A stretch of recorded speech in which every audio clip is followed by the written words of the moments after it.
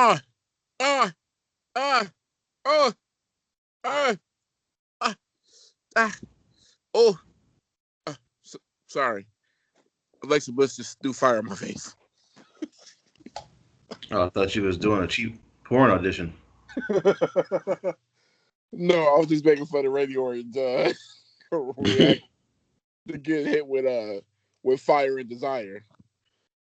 Oh man, ladies and gentlemen, I- go I'm ahead. telling you, Randy Orton could not sell food to a hungry nation. Well, they don't have any money, so I guess you're right. That was Sonya Bliss versus Kano. Oh, don't bring that up, please. Ladies and gentlemen, and of course, those in between, freaks and geeks. My name is Total Mac, aka TVD Mac, aka Sick Flair, back for another edition of the No Pyro podcast. As always, we are virtual. We've been virtual for like the past, I don't know, what, 70, 80 episodes? Longer than we've been present. Man, come on, man. Well, I don't know about that. Maybe. No. Yeah, maybe. I gotta go back and look because again we don't know what episode we on. And Swervy predicted we would get to this point because every show we would lead off with what number it was. He said one day you'll just forget. I'm like, no, I won't do that. So here we are. Join with me as always, my boy Swervy Lee, aka One Serve, aka SVS Swerve, aka Swervy Abos, FKA Yoko Tuda, aka Swole the Pow, aka Stimmy Turner, Stimmy Turner. Young Stimmy in the building. How you feeling, big dog? I'm good, man. You got to let go of the freaks and geeks, or else you gonna keep us right in that 10 sweet spot that we at. Listen, we welcome one of them. We gotta welcome all of them. So freaks and geeks are definitely invited. The world want to know, man. You spent that Stimmy up or what? Nah, the Stimmy's still, still tucked away, waiting for something special to happen. You know what I'm saying? Or an emergency, whichever comes first. Okay, Usually, okay, okay. usually emergencies in my life. Oh. Oh man. Well, it's 2021, man. Let's not pray for those. You know what I mean? Will happen, but let's pray for the good things. Get that state we spent on. Right. Last but not least, my boy No Chill Drew, aka EGB, aka the Applebee's Don, aka Dollarita Drew, aka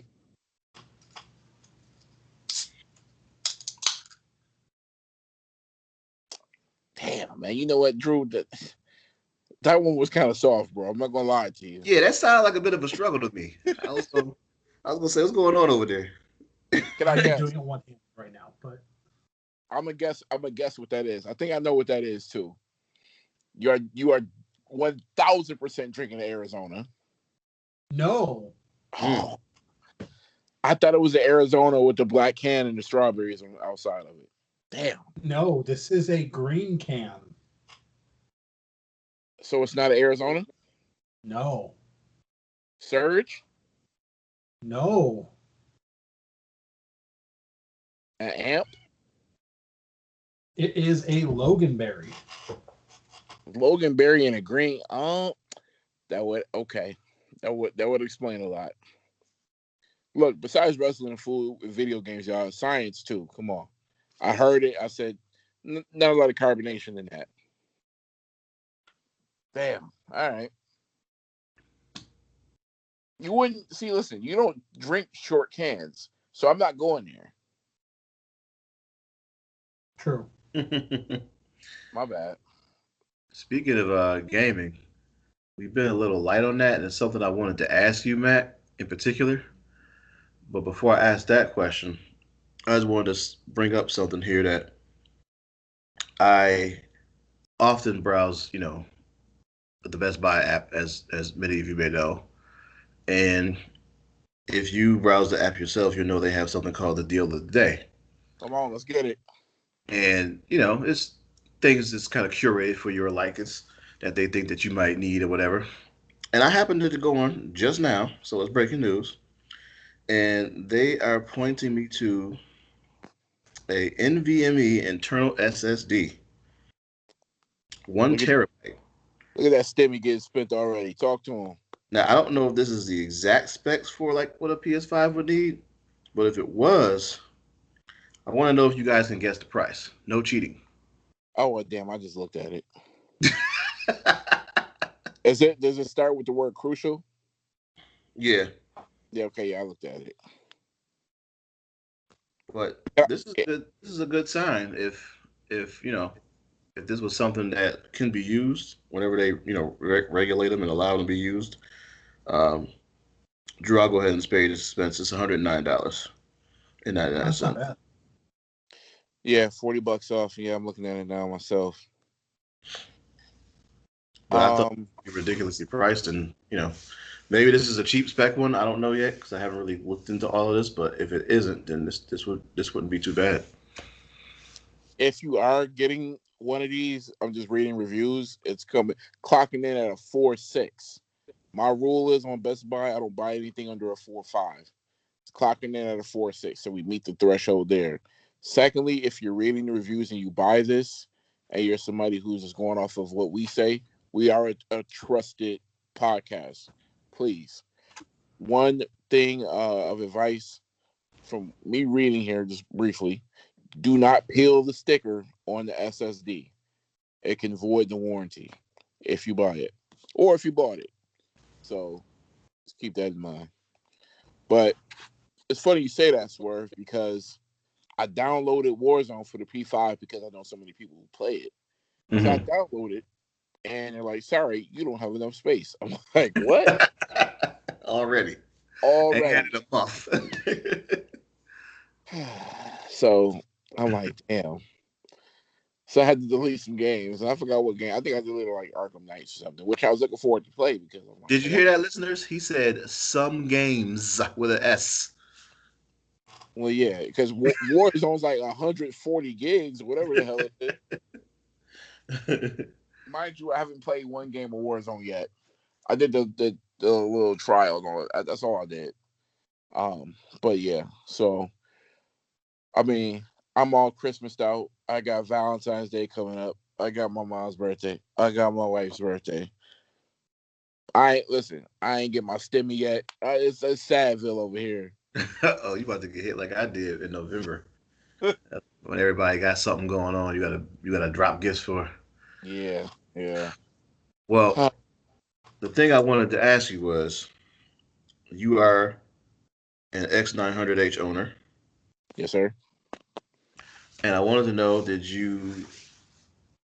uh, did your soul jump out of your body when you was hearing about the VIR debacle? Recently, Yeah. I didn't know there was a debacle. So there was talk going around that Sony had canceled providing an update to have VIR for the X900H. And I think now it's been either rumored that they're going to do it just later on in the future, like which they already promised these things. Because last year, December, I believe, was the future. And now here we are in January, and they still haven't delivered it to a TV that came out last year. Um, it seems like their model of TVs that are coming out this year will have it before the TV that you bought last year will have it. But it sounds like they're still going to at least do it, at least from the last thing that I've been, you know, from tracking this. So didn't know if you were aware of that or if you heard of it or I, not. I was not, but I'm looking here now, and I just want to read a just want to read a Huh? response from a member on Twitter, who mentioned Sony by name, and I think my feelings match theirs. I goes at Sony, you better not be canceling VRR/ALLM for the X900. I specifically bought this TV for those features, as you promised. I will never buy another Sony product, and you should be held accountable for false advertising. Full refund, comma, yes, please. Shame on you. How does this affect me? I mean, the other day I was playing Call of Duty on the Xbox, and I was amazed at the picture. I'm not gonna lie. I said, "Damn, this looks good." Am I tight that they're not having VR? Yes and no. I mean, it's still a really good TV, but I'm not gonna lie to you. I saw the new lineup from uh CS. I want to call it CSEA so bad. But from CES 2021, Mm-hmm. and damn, them TVs look good. So in the back of my mind, I'm like, who knows? I told you about my story about this apartment that I'm in. If I move, who knows? Maybe a new TV could be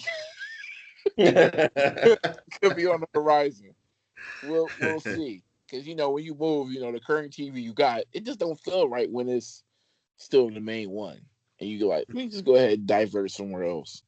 But I mean, if you never would have told me this, I never would have said, damn. But no, I'm good. I'm not tripping. Mm. But they need to come out with it. But it sounds like 80/20 scrap based on the new models that have been previewed already. Yeah, I mean, I just didn't see them going back and really working hard to try to roll this out on a 2019 model, or I mean, I'm sorry, 2020 model, when they got a whole lineup to focus on. So, but we'll But see. I mean, I'm VR on the PS5. I know that one's still it's still good to go. But the plans for the new update for it to be compatible with both, I think it's Dunzo. Drew, I know you said you were closer to possibly getting a system. How's that needle Uh, move? tax time is probably going to be the time. Oh shit! That's funny he says that because I got an email from Free Tax USA today telling me you can file now. I'm like, I ain't even got my No, you I, yet. Chill. I'm not gonna lie. It's people waiting in line on 12/31/20 at 11/59/59 waiting to file. Trust me, trust me, and the money gonna be going by the first. Oh So, yeah, they got um, to take those systems and TVs right back to Aaron's. so Yeah. fact. That's embarrassing, man. You ever get the rent center call or somebody use your name? Hey, Yes. Yo, my man keeps doing that. I'm like, yo, stop giving these people my name, dude. nah, man, hey here. I don't know who that is. Now you at the wrong. It's embarrassing, man. Hey, look, pay your bills, man. As soon as that happened, I call him like, yo, what you did bought now? So I've never had anyone that I know use my name, but my phone number is a boost number, so it's like a pay-as-you-go number. So obviously somebody had my number before me, and that woman does not pay her fucking bills. Her delinquent ass kid who is constantly in trouble at school, never shows up to school, and owes money on library books from his school. How do I know all this? Because they blow up my fucking phone. They Wait, still call you about library books? So let me put you on blast right now. Paulette Hood, get your kid in order, okay? Pay your oh, fucking bills. oh, And you got scripts due at Rite Aid. he dropping governments. I didn't know Paul that was gonna get married in 2021. Damn. Everybody gets buried. You gotta let off one of them who kid dams. Damn. or Oh, for man. or for root dam, that'll work just fine. A Farouk dam would definitely work this fine. Even better because it's like you ain't paying your bills. Damn. Yeah, my Farouk dam ain't worth a damn. So, um, damn. What was the question I was gonna ask you, Drew? I forgot. All right, So, text. Are you leaning towards P5 or Xbox? PlayStation. All right. I feel like Jeff got his, and you saw it looking all sexy and all that. So I need that. No, I already know it's going to be going for a PlayStation. Okay. I gotta ask you, man. Are you one of these people who are appearing offline? Because I'm on sometimes. I don't see you, man. Honestly, it's been a while since I've even turned on the PlayStation. All right. PlayStation is the single player system, if you didn't know. It is. Please don't disturb me. It definitely. Yeah, because I know Drew. Listen, Drew. You hear him talking, right? That's a motherfucker who's offline as we speak. Trust me, I've already had to use it because people will hit you up and invite you to parties. I'm like, listen, I don't feel like talking. Yeah, no, that shit's that gets you unfriended real quick. Like, bro, if you see that I'm fucking playing a one-player game, like if I'm playing Madden but I'm playing franchise mode, I don't want to fucking play a game with you. Like, I'm not looking to play a one-on-one, bullshit match if you see I'm in franchise mode. The equivalent of somebody joining, or not joining, but inviting you to a party when they see you online is like when you're at work, you're in the cafeteria, minding your business, having lunch by yourself, and here come this motherfucker. Hey man, how's it going? Get out of here. No one asked you to come over here. I think one of the other worst things is when Friday the 13th, the game first came out. I played that game a lot. And you would get people who play with you, who friend you, because it was kind of hard to get a lobby at the time. So it's just like, hey, if I got in a lobby with a person, I'm just going to invite you to the friends list. So if I see you online, it's easier to get into a game. But you get these people who see that you're already in a game and still invite you to their lobby. Like, dude, do you not see? Like, you could see I'm in a fucking game right now. Like, why would you invite me to your lobby? Listen, man. And it's always the annoying people, the people that you can't fucking stand, who have their mic on and they have either a screaming baby in the background or it's goddamn Telemundo. Listen, man, on Xbox, it's a lot worse. They don't care if you're on Netflix. That party invite's coming through. Man, it's the worst. Did you see the game that Bethesda announced today? I did not. That wasn't Indiana Jones, was it? It sure was. Oh, jeez. So basically, we're getting Assassin's Creed with an Indiana Jones skin. Well, on the Xbox exclusively, unless your name is PC. But yeah, pretty much. Yeah.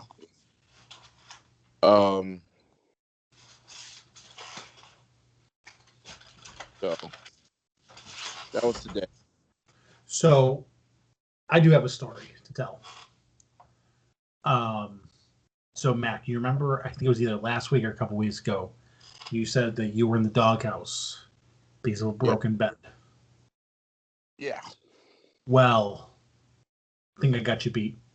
Oh shit! I might have you beat, but tell your story. I guarantee you don't have me beat. Oh, this is a new one, but tell your story. So, I think it was Saturday. We went out, my girlfriend and I, after the game. We went out and then we came back home and parking in the parking lot. And she's asked me to get all this shit. Oh, can you hand me my phone charger? Can you hand me this? Can you hand me that? I'm just handing her a bunch of shit, just not really paying attention to what's going on. So she hops out of the car, and all of a sudden she fucking drops. And I'm just like, you hit like a patch of fucking ice or something? And I realize, oh, my car's still in reverse. So I pop it in park. And I'm just like, oh, that's why she fell. And I'm like, yo, you okay? And I hear, no, you just ran over my leg. And when I tell you I almost shit my pants, I'm like, yo, I'm about to run out around this car and see like Alex Smith right now. And I hop out of the car and I run over.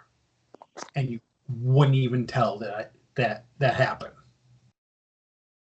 Is she okay? So let me just preface, in case anyone's like, what the fuck? Everyone in the story is okay. She gets up. No problem. She's a little sore. No swelling. Looks like the way it got ran over was on the side. So like her leg was to the side because she fell out of the car. So when I ran it over, it protected the bone. So she got out of that without a broken bone, anything. And now I'm going to lose every fucking fight that we have for the rest of time. because no matter what she does, I'm gonna hear, yo, you remember that time you ran me the fuck over? And I laugh about it now. But yeah, no, she's good. She's fine. But I guarantee nothing that you did will top that. Well, there's a new trend on social media right now, and I'm hooked. And I can't stop watching it. Swervy, I know you've watched it several times. Drew, you might have. I don't know though, because you're not a big social media guy. What? I'm sorry, I stopped my. It feels like somebody is literally downstairs just jackhammering, and I'm not talking about Goldberg. Okay. Is that your neighbors? The ones who fucking imbeciles. Dude, I can't wait for the podcast you come on and you're like, yo, it's like fucking Law and Order down there. It's a motherfucking crime scene. I will not. I refuse. I refuse vehemently to live here in the summertime because I know exactly what it is. I will move somewhere. Their loud ass kids will be outside all fucking night. Loud ass kids, loud ass parents, loud ass aunties, loud ass uncles, loud ass grandparents, loud ass cousins, loud ass pets, everything. I can't do it. All right. Back to my little soliloquy. There is a trend going on right now. And here we go. Horns are in the back. Oh my God.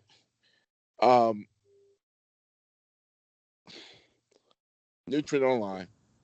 It is called the Busted Challenge. The what? It's called the Busted Challenge. The Busta Challenge? Busted. With 2 S's. I mean, that's if you're nasty. So the Busted Challenge is for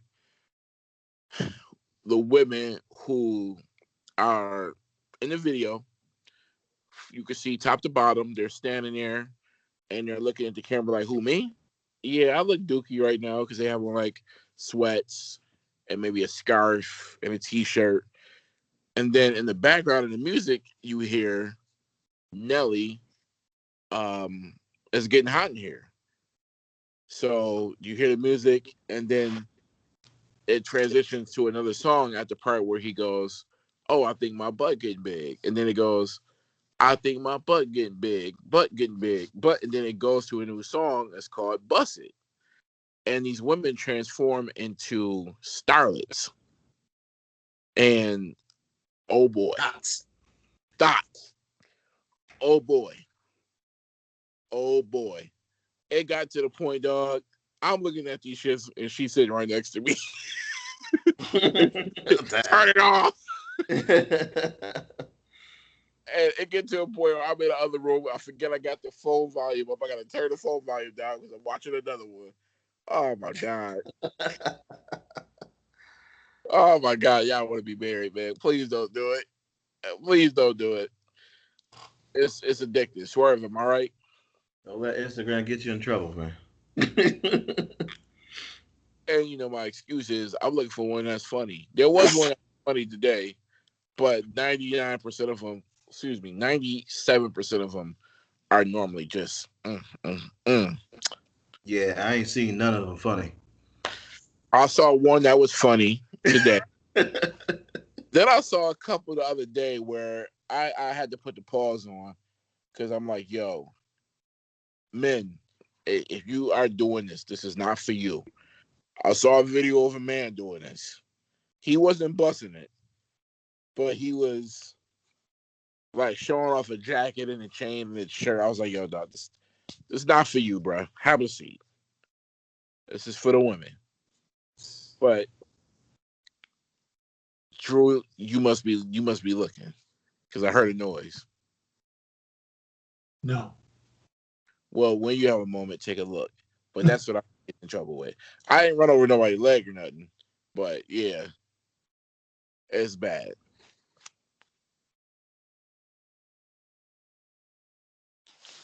He had it. I ain't run over nobody's leg. You're not Drew. You're right about that one, big dog. But hey, at I, least the Bills won. yeah, the Rams won too. So I'm happy about that. Um, did you have anything else before we get to why we're here? I don't. All right. Well, let's go ahead and get to it. We got AEW to talk about first.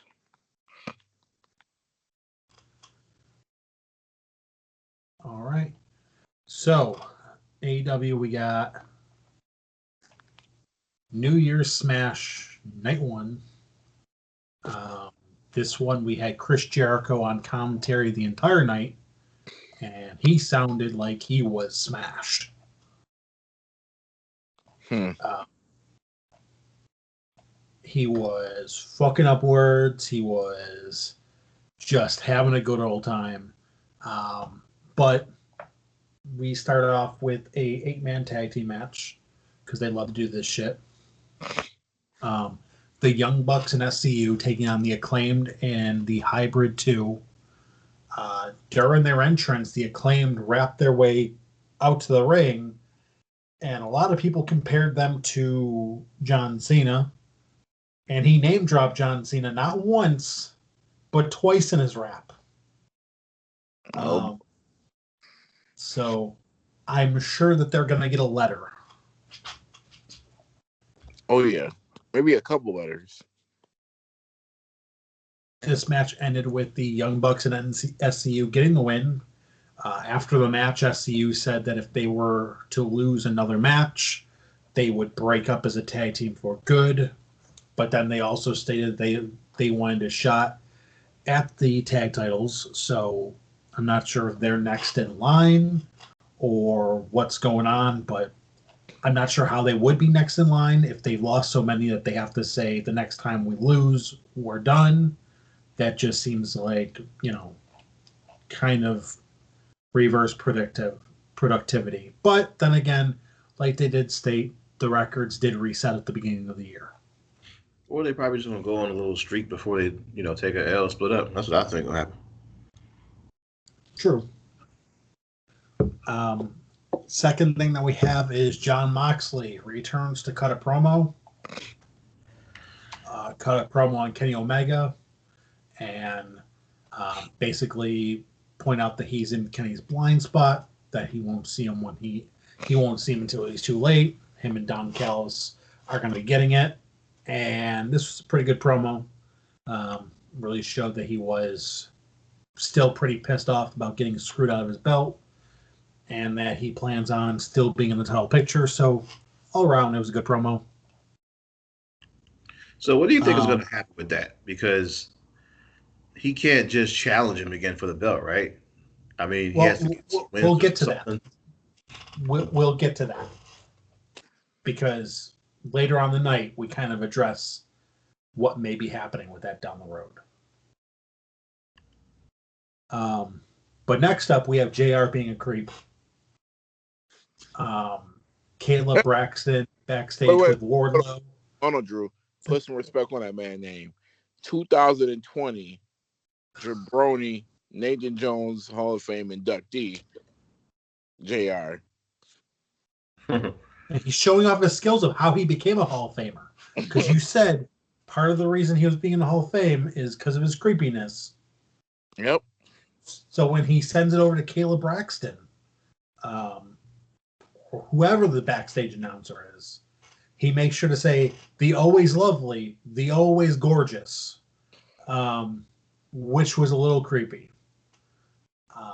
But we had Wardlow taking on Jake Hager with the Inner Circle standing creepily at rings at the top of the ramp.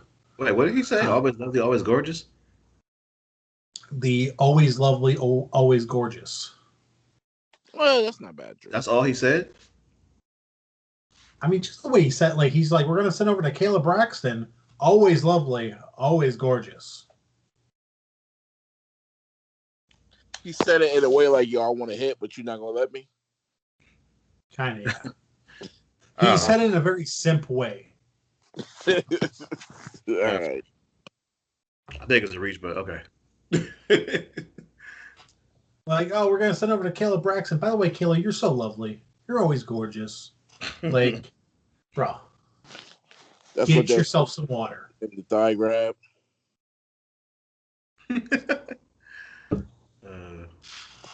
You know, if you're in the mood for some barbecue sauce, I know something you slather on. Oh boy. Jim. So Wardlow against Jake Hager. This is actually a pretty good match. Wardlow got the win. After the match, Jake Hager was shown to be kind of pissed off backstage about losing. MJF came up to him and actually, you know, gave him a pretty sincere pep talk of, you know, I know you're upset, but, you know, listen, you're a phenomenal athlete. You put on a great match. You're undefeated in MMA. And anyone out there would kill to be the athlete you are. And Hager thanked him. So it looks like things are getting back on track for the Inner Circle. You know, so I'm sure that'll twist. Wardlow looking a little better each time, man. He about to be that boy. Yeah, the only thing is, though, don't give him a microphone. Because when Kayla was interviewing him, holy fuck. Hey, yo, are we ever going to get a full-time Jake Hager? I don't know. Because, I mean, he's still got that MMA deal. And there's no reason for him to give it up. I don't know if, yeah. Okay. What is it, financially compensating him well?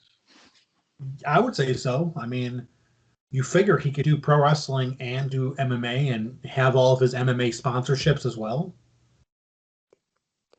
I wonder, put yourself in the shoes of Mr. Hagar. I'll ask you to, Swerve. Khan and, you know, Young Bucks come to you and say, and Cody comes to you and say, look, we want to throw the championship on you for a long run, but you got to give it up. What do you say? I mean, it depends on what he say that check looking like. Well, so let me just pull up to see if we have a payout. Because don't you get more money if you're wrestling in higher spots? Yes, but at the same time, Jake Hager is getting about $50,000 a fight. So, I mean, that doesn't sound like a ton. He's only 3 fights in, right, or something like that. Has he had many Yeah, fights? actually, I mean, as far as like his opponents and stuff, like his last opponent made $7,000 for that fight. He made 50. So 7 times. He was the third highest paid person on that card. The highest being Fedor Emelianenko, who made $300,000, Ryan Bader, who made $150,000. So I mean, he has the opportunity. This is from January 2019, so he might be making more. Let me see if I could pull up his last fight. Yeah, I to can. answer that question, though, I mean, it could benefit him even if they weren't paying him as much to carry the championship of AEW, just to get his name out more, because that's all that pay is judged. All that pay is based off anyway. Ryan Bader's a bigger name than so he's going to get more money, obviously. But you know, if he was the John Cena of AEW, once he went back over and had more eyes over there, then they would pay him more per fight. So it would work out if it could work out if he decided to do it. Well, you also take into account this. AEW, you have to wrestle, one night a week in AEW. So realistically, you can do AEW full time and still do MMA.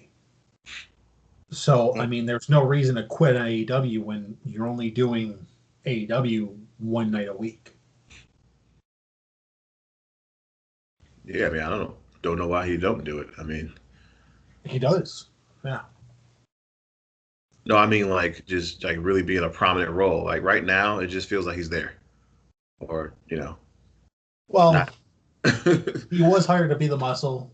You know, he might be getting more storylines down the road, especially with Wardlow. But I think that he's in a spot that he enjoys. I think that he really wants to do the MMA. I think that that's like his passion. I think he likes wrestling. He's glad to be back in wrestling. I don't think that that's his main focus anymore. So that's why I think that he's okay in the spot that he's in. You know, he's making money Zeb doing Coulter it. back on the phone. What's that? We need to get Zeb Coulter back on the phone. Just so we can hear Jericho squash his WWE moniker. I don't think so. I know. I was just asking because, you know, you hear, you know, guys getting called up to AEW or coming over from another faction over to them, and you know, power rank who's come over so far, and I mean, in my eyes, I think Hagar's got to be top 5 that has come over, you know, post their launch. So I'm like, he's got to come over for more than what he's been doing. Maybe it's the super long build, but I mean, I'm hoping so at the end, and maybe because I liked him when he was wrestling in WWE, so I'm like, maybe he can get a world championship opportunity. And be we figured this much: not everyone can be world champ.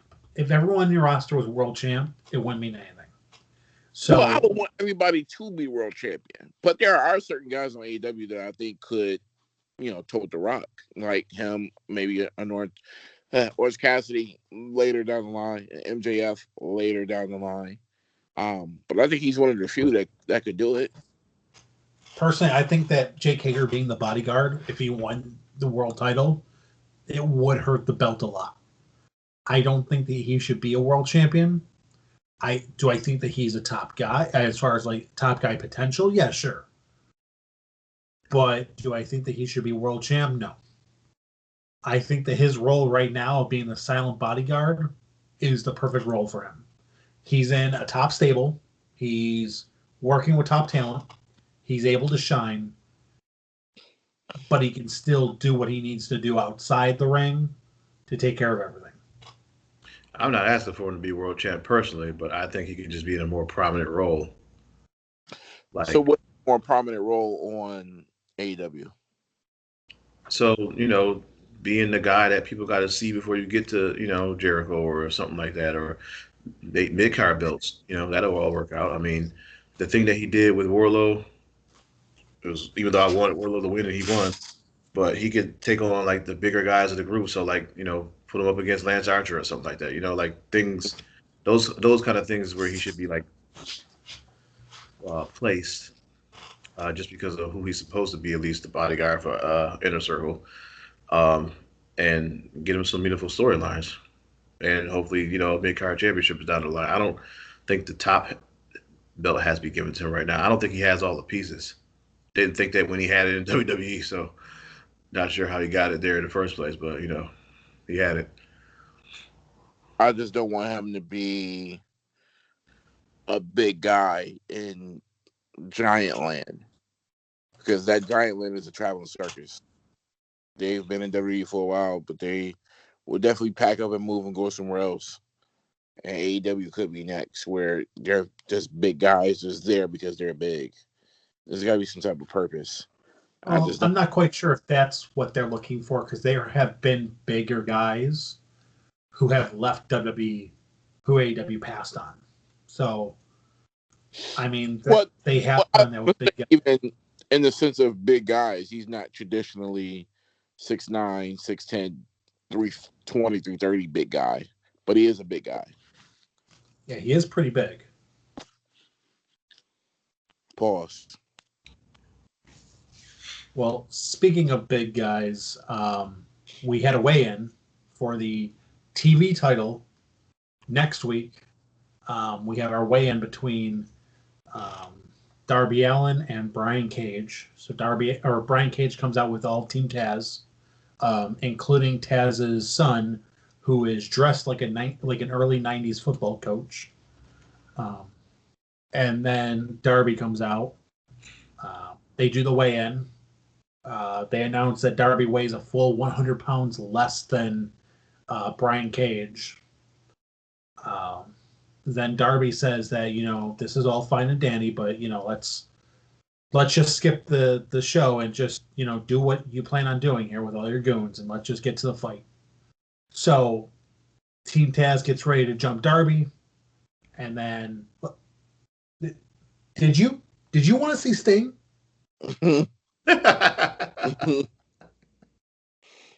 Yeah, you want to see Sting. Okay.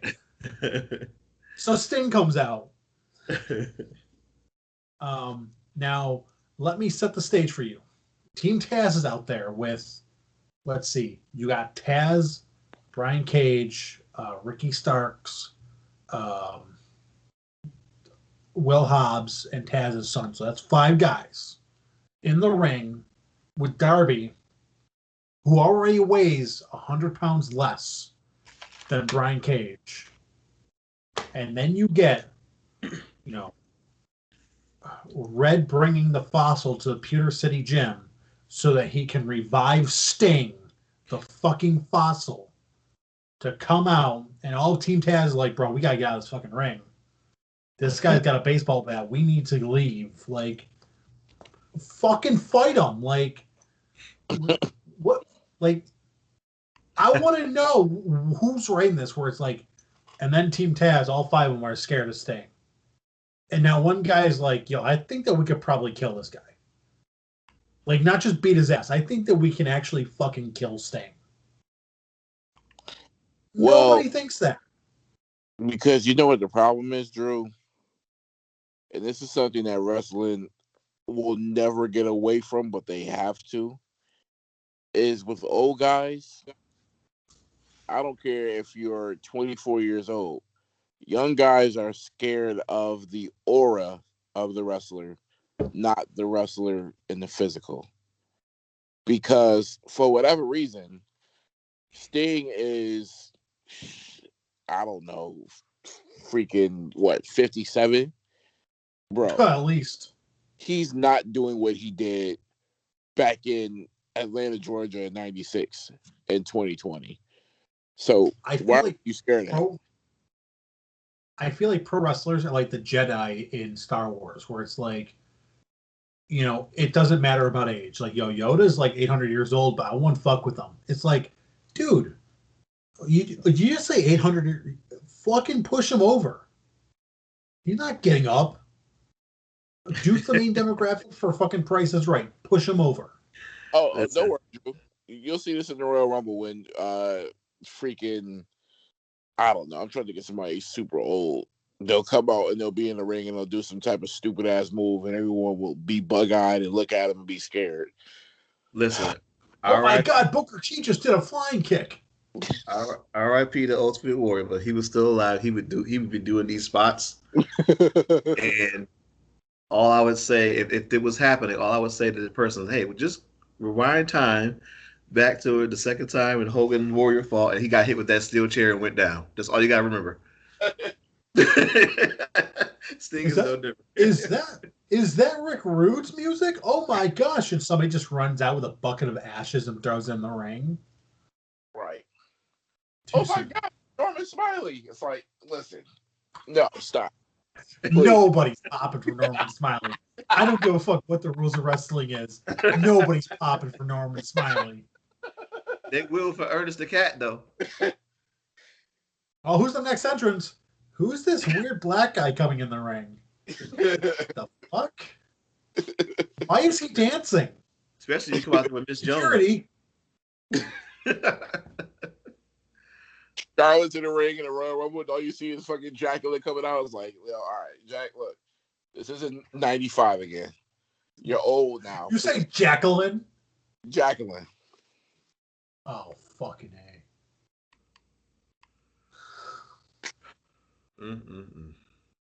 It's even Abby said he was over the Sting appearances because you're gonna see one every week. Like, they don't even hide it. Yeah, it's not even like a different appearance. It's like Darby's there, Team Taz comes out, Sting makes the save. Like, I'm just waiting for them to pull the Jason Jordan stuff. Like, Darby, I'm actually your father. Like, dude. So Drew, What is this leading to? I was just getting ready to ask, where do we think this is going? Hopefully, a quick death. A poker game? Hopefully What? this week, this upcoming Wednesday, when it's Darby against Brian Cage. Hopefully, this is it. Oh, and This about is Cage, do we think that him having this FTW belt just like hurts any of his championship chances? Because I don't think he's winning as long as he has that other belt. I don't know. I'm not quite sure. But I will say that this whole Sting thing is not working. First off, we don't need to see him every week. Like, it's very clear he lives there. Like, the second divorce was hard, and now he's living at Daly's place. Like, he's not even coming to the ring to help Darby anymore. He's just trying to go to the fridge. They haven't even teased a challenge that someone's gonna, a challenge thing. They all just run and that's the end of it. Like I don't understand it. Sting, what are you doing in the Dynamite Zone? Why are you sold? Like, fuck, I remember watching Sting when I was like fucking 13, dude. Like, I don't want to see him when I'm 30. I don't. It's fucking depressing. Well, the bat, is still in shape. Great.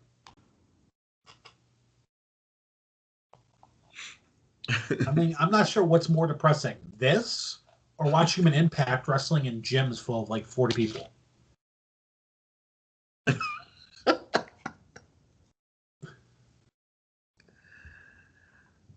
So anyway, we got Cody Rhodes taking on Matt Sydal. But Arn Anderson's not in Cody's corner for this match. For this match, we have Snoop Dogg in his corner. But it's okay, because even though Snoop Dogg's taking over for Arn Anderson, he still has the play sheet with all the wrestling moves on him. So he can coach Cody through. Because, nothing says Matt Sydal is officially on the Denny's Grand Slam menu. Then, hey, I have Snoop Dogg in my corner. He's telling me what moves to use on you. Is that okay? I guess I'm nothing. Is there a coalition going around to get Snoop Dogg removed from the WWE Hall of Fame because of this appearance? Can I just say, like, we're not going to make this podcast political or anything, but if Snoop Dogg gets removed from the WWE Hall of Fame before Donald Trump does, that's going to be some shit. Yeah. Yeah. Like, holy fuck. Like, talk about who you know and who you blow. Who you blow. Poor Snoop. Now, prior to this, Snoop Dogg made a slight appearance on the show earlier in the evening, where Private Party was talking about meeting Matt Hardy to sign a contract with him. We're not talking. But what's that? We're not talking about that, Drew. Let's move on, please. I saw Why? I saw this. We're like, we need our drink, and Snoop puts down some gin and juice, and everyone collectively died on the inside. And then Matt Hardy showed up and, made a few jabs at the WWE because Brody's not there anymore. Like, I'll be your manager. I'll take 30%, but you could still do TikTok and Cameo and all that stuff. Like, he got him. Anyway, Cody fought Matt Sydal. Cody, of course, is going to win. After the match, Serpentico and his Chaos Project teammate Luther hit the ring. So now we definitely have a Grand Slam in that fucking ring. But the actual wrestlers clear these guys out, and then they hold down Serpentico for Snoop Dogg to climb up on the rope. Please, no. I'll say we're skipping this, Drew. Move on. Deliver the greatest frog splash I have ever seen in my life. Yo, mind you, this motherfucker Snoop Dogg is not 5'7". He's not like 5'10". He's a good like 6'3", 6'4". And he's about Sting's age. Let's talk about that. God damn, is he? Well, I don't know. no, Snoop Dogg is I think Snoop's like 51. Snoop Dogg is, yeah, he's 49. Okay, so he's closer to Goldberg. So this guy who, hangs out with Martha Stewart,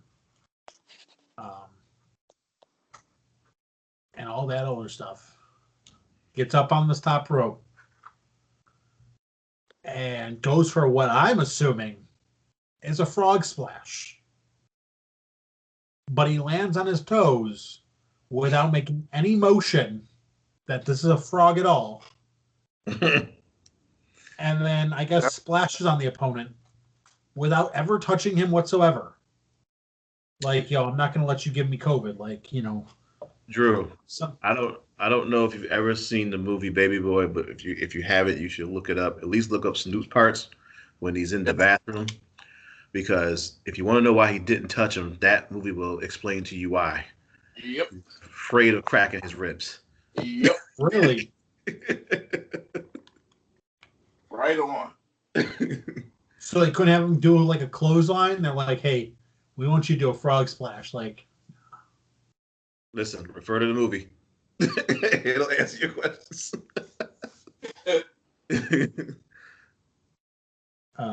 By the way, if you watch this show for 3 seconds at all, at any point in the show, you will know that they're heavily hyping the Go Big show.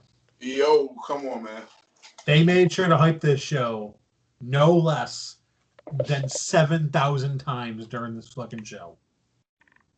Only reason Dogg was there. I'm willing to bet Darby Allin weighs more than Snoop Dogg. Probably. Not more than his weed, but definitely more than him. Yeah, I mean, Snoop Dogg is like the fan that gets every dream spot that a fan could get. It's like, hey, would you want to be on AEW to deliver a frog splash to someone that no one cares about? Sure. Like, would you love to, introduce Sasha Banks, your cousin, to the ring? Like, lifelong dream stuff. Snoop Dogg is the man for the plan. And damn, kudos to him. He's winning in life.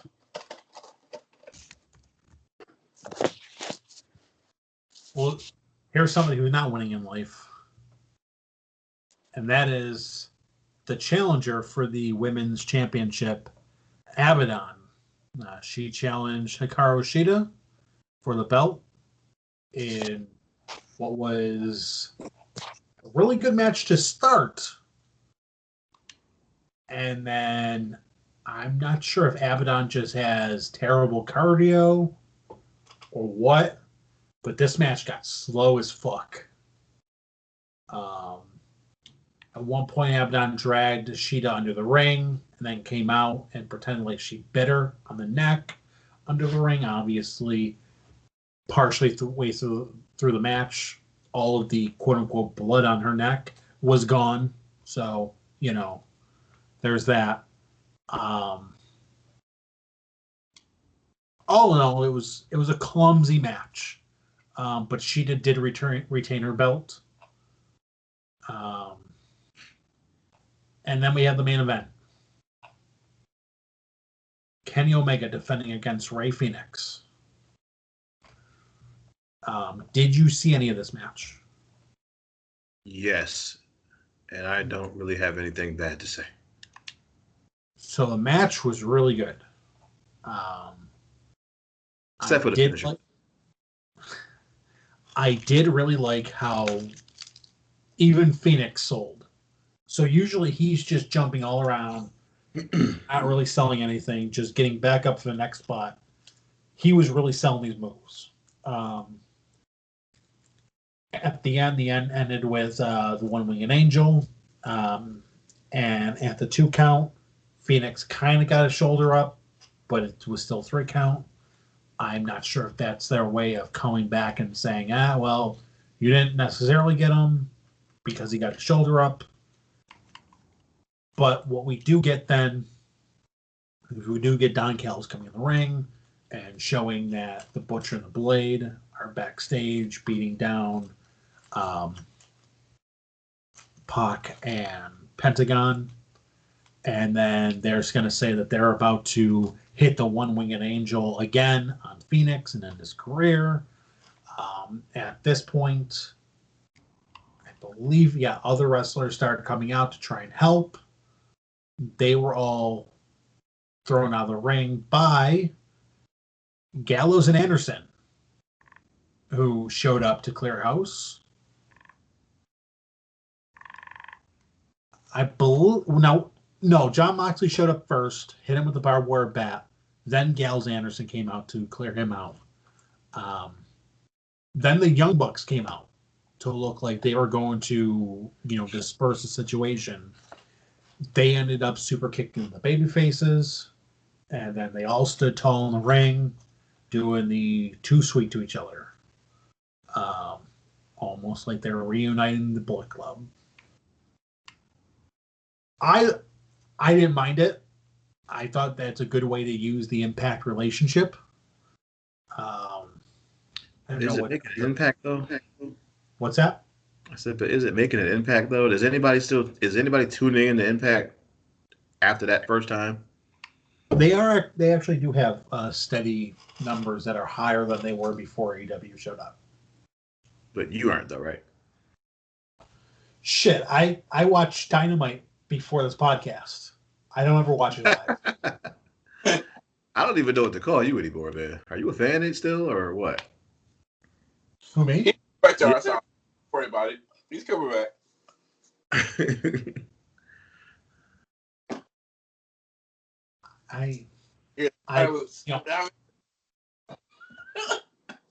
No, what were you gonna say? No, I was just saying I hear that silence. Saying coming back to our side. No, God no. It's just there's so much shit on the weeknights. And there's also so much shit that I'm doing. Like Master Chef or whatever it is. That's what you're doing. What's that? Master Chef. Like what else? That's Hell's Kitchen, sir. Yes. I like the Cleveland show. Who the fuck watches the Cleveland show? They had a lot of seasons. Diners, drives in and dives. John Taffer. I don't know who you are, Drew. I don't know nothing about that cable life.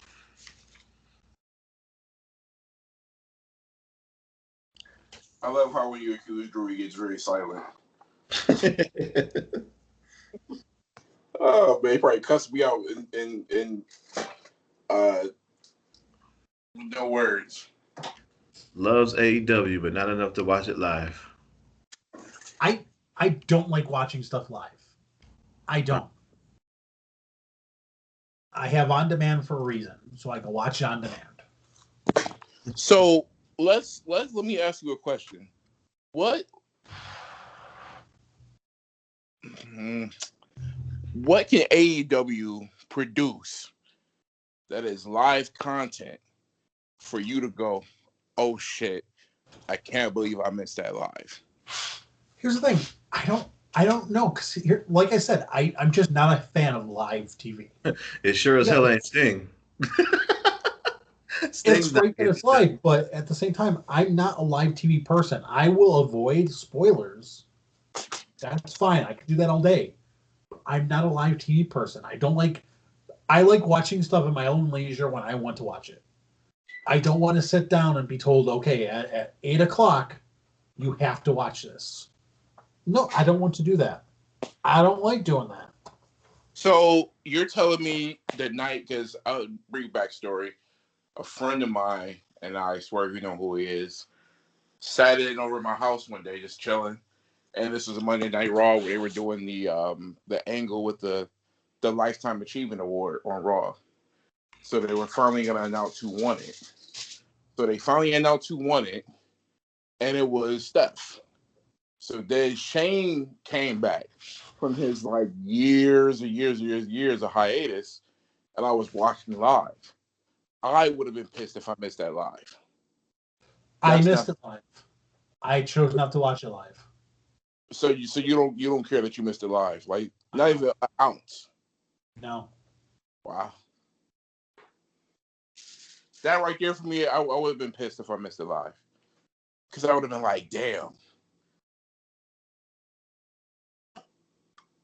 Wow. Okay. Well, I mean, that's you, I guess.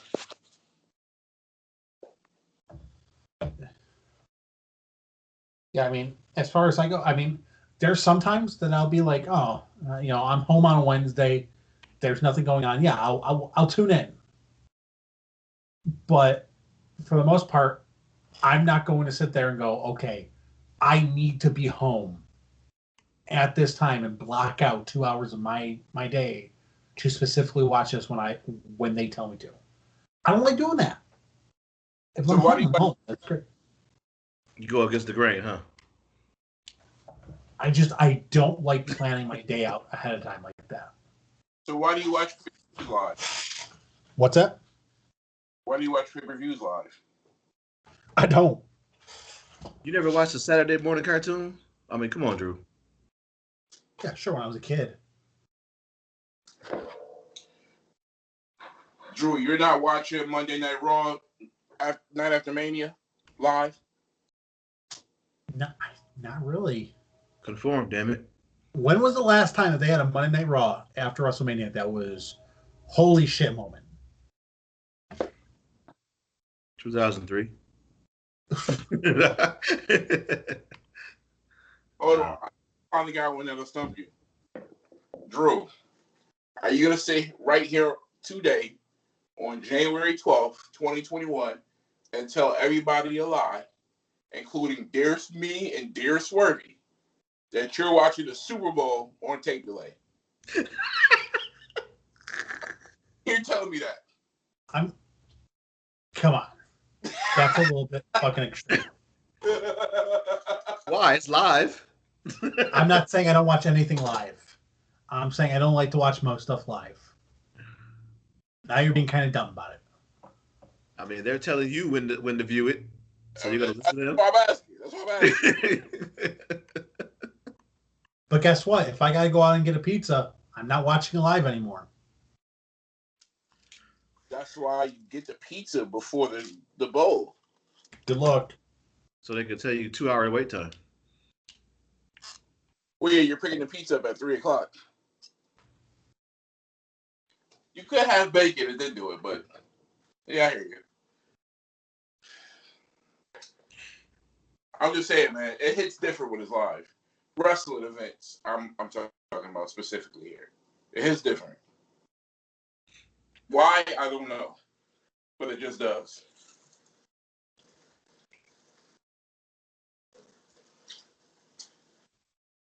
Was that it for AEW? That was. Okay.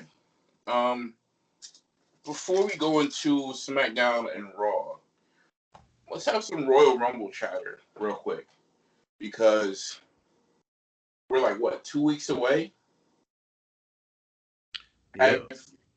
Have you guys seen the rumored winner for the Rumble? I've heard a few different ones.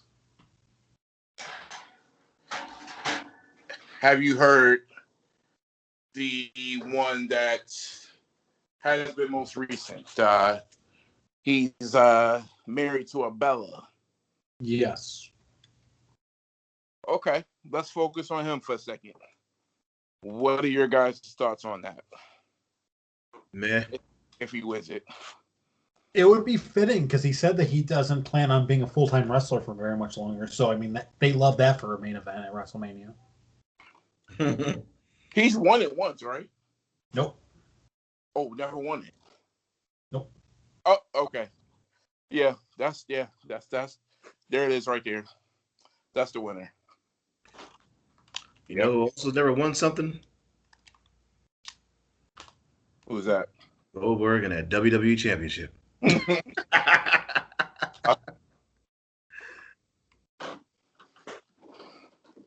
um. So Daniel Bryan and Roman Reigns, huh? Or are we still talking Dwayne? FCM Punk will call him. They got their backup plan in order, man. It's looking more like it could be DB. So how do you feel about that, Swerve? Because you were on the Rock train for a while. Sounds like you still might be on it. Well, I mean, fans aren't coming back, so you gotta hop off at a certain station. So I don't have any excitement in this particular thing. They got to do what they got to do. Yeah, I agree. I think it would be smart to keep Rock off of TV. While there are no fans. So all of the brutality Roman giving out, and you telling me that Daniel Bryan's gonna be the guy? I mean, all right. Is he tapping out? Like, how is he gonna beat him? I don't know if Roman ever tapped out. Has he tapped out? I don't think so. You being in like a prominent spot? Or Just tapped out, period, to a submission hold. I don't know if he ever has. I don't know. If he hasn't, they are going to be sure to make a big deal of it right before they wrestle. I'm gonna look real quick to see if he has been, or if he has ever done it. Oh, this is as of 2019. 4 superstars that have never tapped out.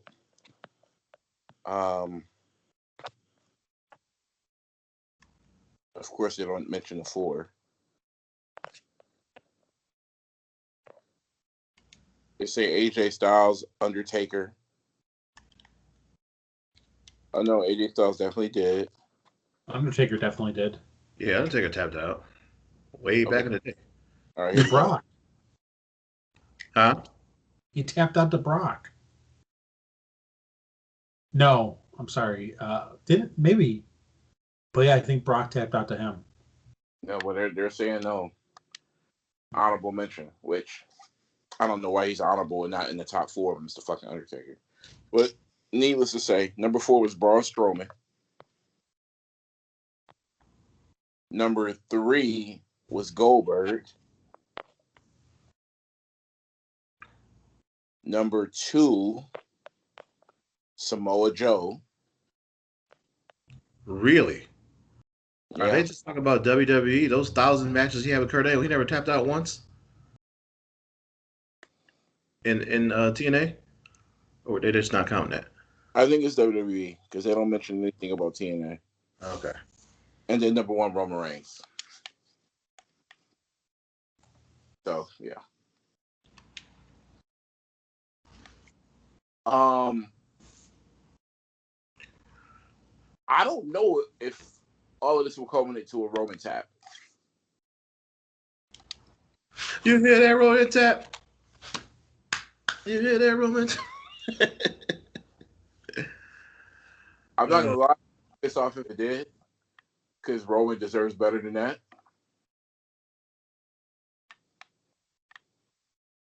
But I wouldn't be surprised if they did some bull crap like that.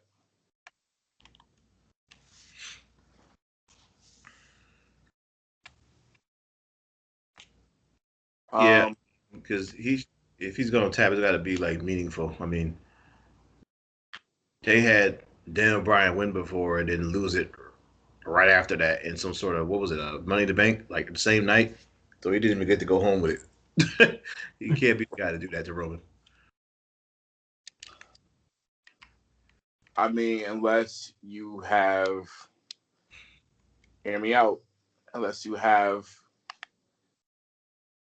the Money in the Bank winner cash in on SmackDown,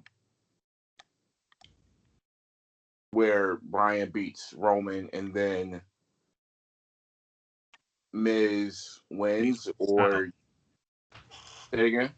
Beats Roman how? Maybe he doesn't pin Roman. Maybe it's Bryan against Roman. Bryan's got Roman on the ropes. Miz cashes in, sees that opportunity, and pins Miz. All right, pins Bryan. Because then it would become a triple threat match. That way you protect Roman and the Empire. And then you get Miz the championship.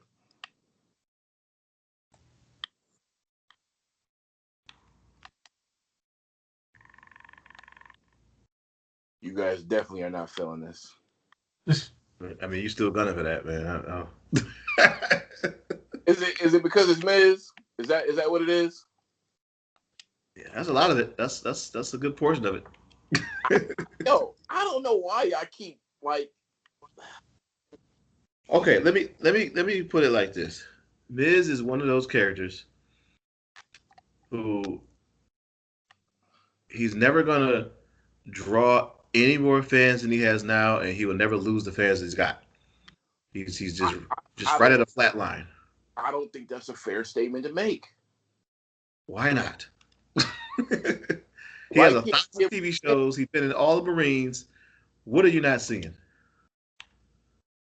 Yo, Miz has at least, hear me out, at least one more very good face run and about two more good heel runs. What you get no right more now face is no one really cares about in between Miz. We talk about heel Miz. We got one more run of a good one, but heel Miz, he'll be here for a little bit. And it's gonna start with him winning the championship. I mean, if everybody gets COVID, then yeah, I can see it happening. Oh my god! Is that what you want me to say? You got no one else, then yeah, pick the last kid on the bench. I don't know why y'all hate that, man. Do you like Rey Mysterio? No. Why not? Okay then. I don't want to hear no more about Miz. I don't have a reason to hate Rey Mysterio, man. I mean, if Rey Mysterio can't show you why you hate him, then I don't know. That's why I hate Rey Mysterio because it's Rey Mysterio. Rey Mysterio, Jeff Hardy, same group. Miz is in that group. Oh. Dolph Ziggler, throw his name in there. Yeah, Dolph is definitely in the group. He might be the leader. Was in the group, he got himself out. All right, man. I ain't gonna beat the Miz train too much. But when he wins that belt at Mania, we'll talk then. Because you know it's coming. If he wins the belt at Mania, I'm not doing the pod.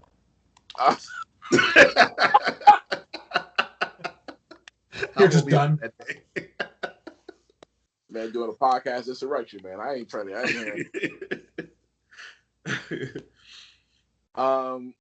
Let's go ahead and get to WWE SmackDown.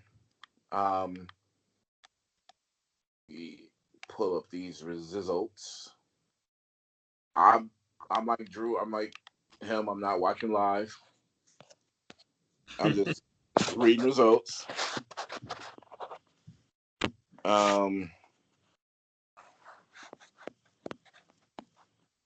Roman Reigns, I guess, is supposed to take on Adam Pearce on SmackDown. So there was a little kerfuffle between Reigns and Pearce involving Kevin Owens, which... Yeah, I want to say they had a gauntlet match or something like that with Shinsuke in it, and everybody thought Shinsuke was going to win, but he wound up getting screwed over, and they put Adam Pearce over his body, I want to say, after like maybe some interference by Jey Uso, maybe. What I want to know is, when did Adam Pearce become a character? Like, that came out of nowhere for me. Yeah. Isn't he like the guy that you bring in when it's like you need William Regal vibes? Yeah, he's a backstage producer. He was big in like the NWA As far as like during the 2000s, um, it just feels like no matter what it is, WWE cannot get away. They can't help themselves from getting away from the authority character, whether Yeah. good guy or bad guy on top. They need that authority character. They can't just have a storyline on top between guy A and guy B. It has to be the authority, and I can't fucking stand that shit. It's tired. No, yeah, I agree. I mean, from What is my, Don Callis? what'd you say? What is Don Callis then? He's a manager. He's not He a. He's has not. no authority in AEW whatsoever. What about TNA? He has no authority there. I don't watch TNA. I could fucking tell you that. Yeah, well, he ain't with TNA.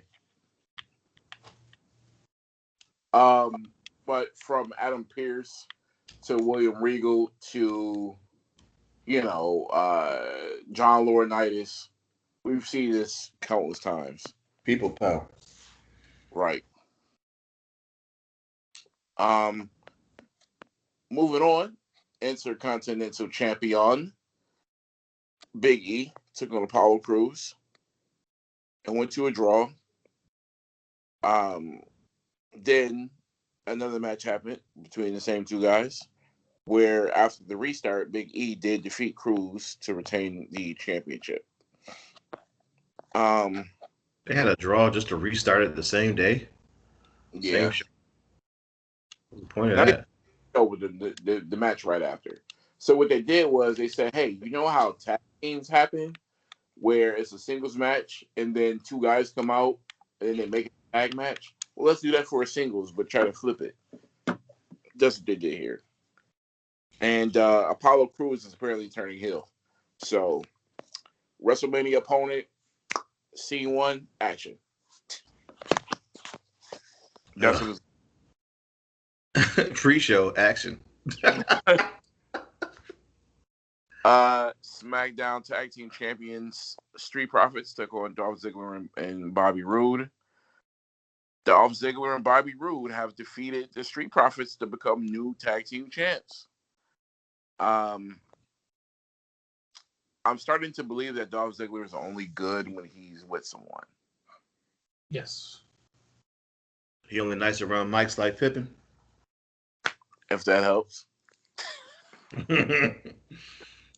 Bleacher Report says this was the absolute best these teams have looked together.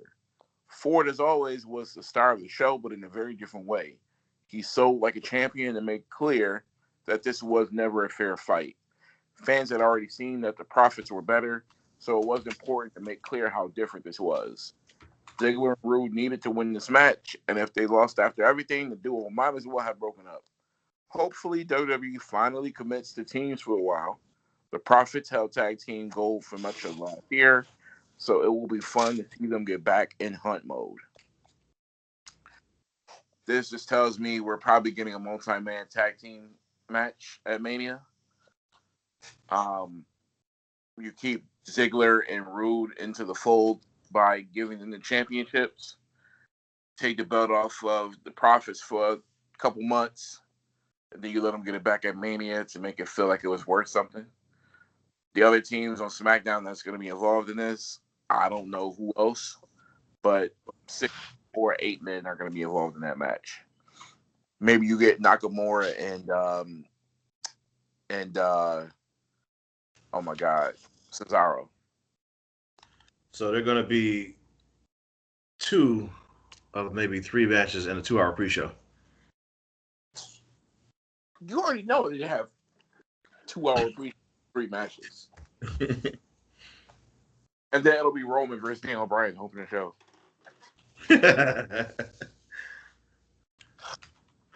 Gotta love it. All right, so this is the gauntlet match that Swerve was talking about. Mysterio versus Sami Zayn versus Nakamura versus Corbin versus Bryan versus Pierce. So they put them over. Bleacher Report gave this an A. I didn't watch, so I don't want to grade it myself.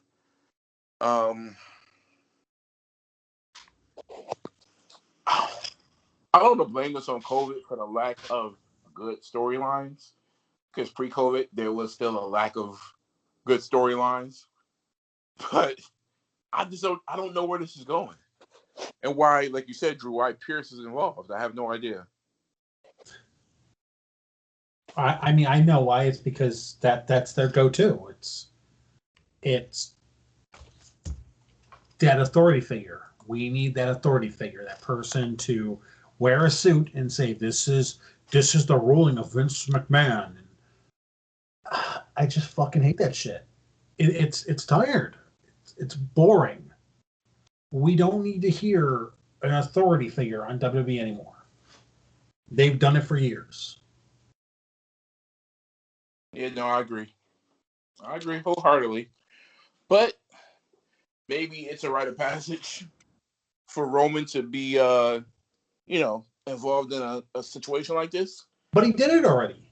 He did it with Vince when he was a good guy. When Vince screwed him out of the belt of the Royal Rumble. Well, no. Well, this is bad Roman now, Drew. So we haven't seen it. Oh, they're different people. I forgot. Bray Wyatt, the Fiend. Come on, man. Don't act surprised now, buddy. This is what it is. But you need a heel Roman, and you need a heel non-wrestler, I guess, to make things interesting. When you don't, you just need to learn how to build guys up to be better heels.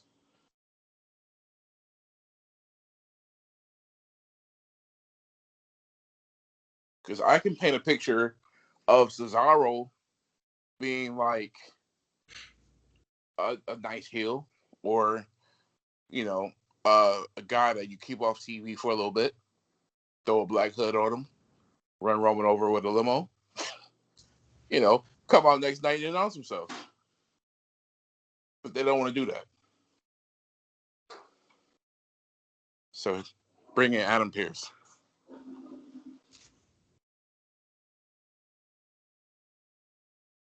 That was the end of SmackDown.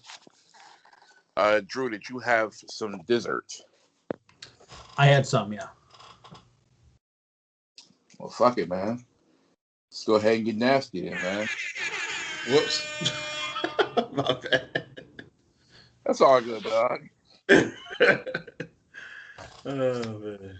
You guys ready? Yeah. Damn, son, where'd you find this? All right. So, don't expect to see New Day teaming together for a little while. Kofi Kingston is officially out with a jaw injury. So he's going to be on the show for a little bit of time. They haven't really speculated how long, but it's long enough for them to report it. And when he was doing a little interview after Raw, you could definitely hear that, or I'm sorry, SmackDown rather, you could definitely hear in his talking that he definitely had a jaw injury. It almost sounded like it was broken or it was out of place.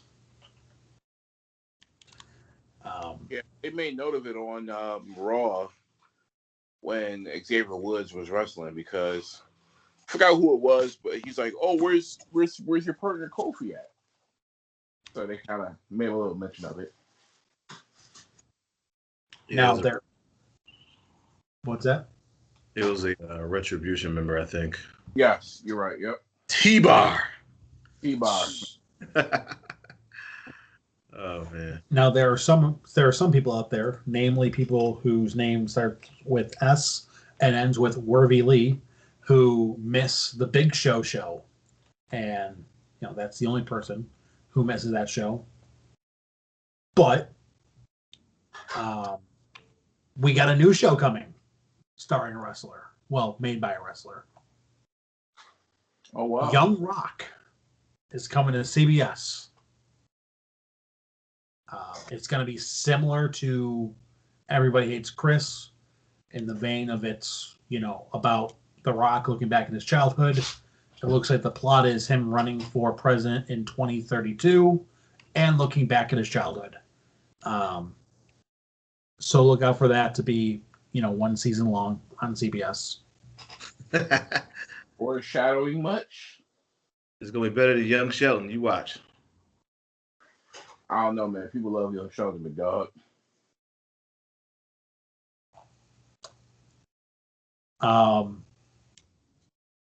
So when I say Val Venus, what do you guys think?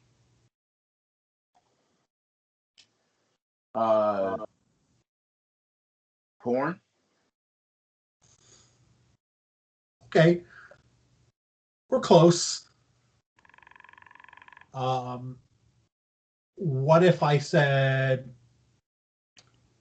Val Venus equals completely batshit crazy? Would that add up to you? Oh yeah, for sure. All right, so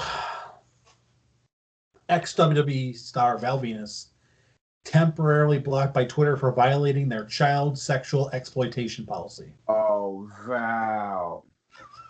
What? Val Venus is on that list? Oh man. Okay, so Val Venus, and this is gonna be a surprise to you guys who don't follow him at all, but he's been known to share a couple conspiracy theories here and there on social media. Just a couple. He is the WWE version of Alex Jones. Yes. He is the living embodiment of that meme from Always Sunny in Philadelphia. The dude at the fucking, bulletin board with all the fucking strings pointing to all the different. You know which one I'm talking about. Yeah. So let me read some of his tweets for you. And let me just say, I skimmed over some of them. So if we get to some stuff that's offensive, I'm sorry in advance, but let's go. So first one, pedos supporting libturds see photos from Hunter Biden's laptop and refuse to admit what those pics are. Twitter admitted what those pics are. Yet no libturd or Twitter employee called the cops on the star of those pics. Hunter Biden, shame on the left, shame. The left covers for pedos. Next one. Last night, I shared the evidence of Hunter Biden fucking children, including coke-snorting Malia Obama. The sheep, of course, refused to accept facts. I'm sorry, I'm trying my hardest, but this dude needs spell check. Twitter, however, acknowledged these facts and threatened to suspend my account if I did not delete these pics. Twitter, with two eyes, protects pedos. I'm back, but not for long, you Twitter commies. The question remains, why has Hunter Biden not been arrested for raping children? By the way, we are jumping from he does coke to he bangs Malia Obama to he's raping kids. Where are these so-called hero cops we keep hearing about? And of course, leftist pedo enabler refused to admit Biden is a pedo, even with facts. Mind you, Val Venus is Canadian.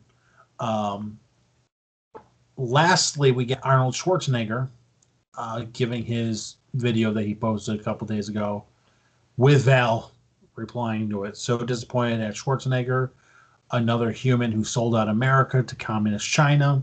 This traitor is of the same ilk as another American sellout, The Rock. These delusional humans rose to wealth and fame under American freedom. They are now pulling the ladder up behind them. Once again, Val Venus, Canadian,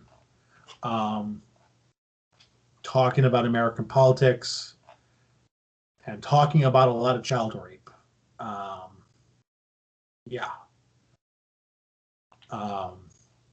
He also is in the marijuana dispensary business. So if you're wondering what kind of people are in that business, now you know. Next order of business.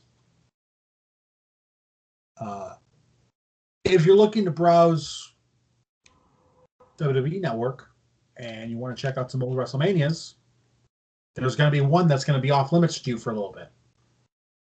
Have you heard? Yes, I have. WWE pulled WrestleMania 24 from the network. Why? They haven't specified the exact reason. However, most of the speculation is around Floyd Mayweather's entrance music.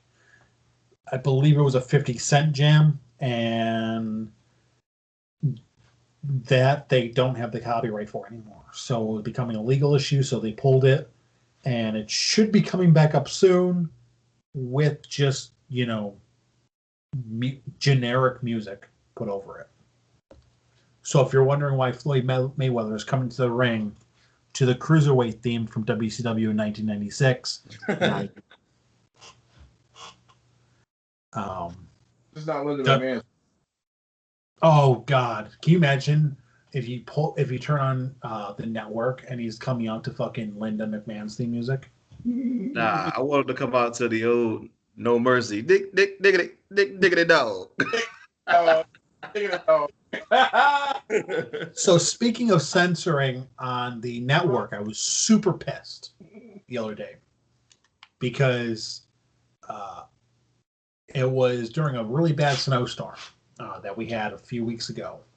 And I'm like, I was talking about how I always like to check up on the greatest thing that's on the network, which is the Godfather's entrance from WrestleMania 2000.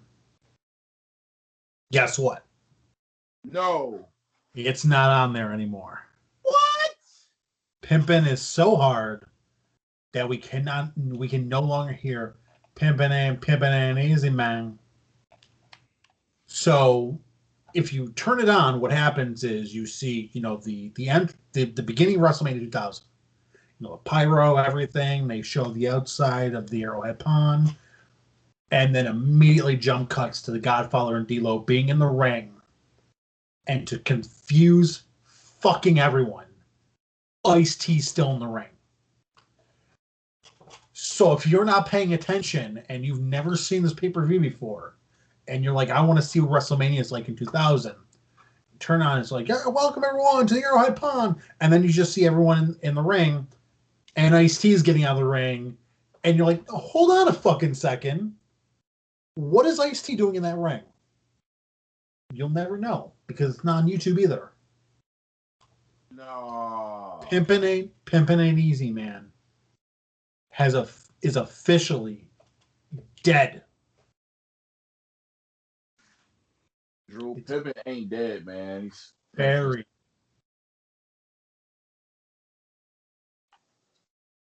Wow. Pimpin will never die. It will on the network.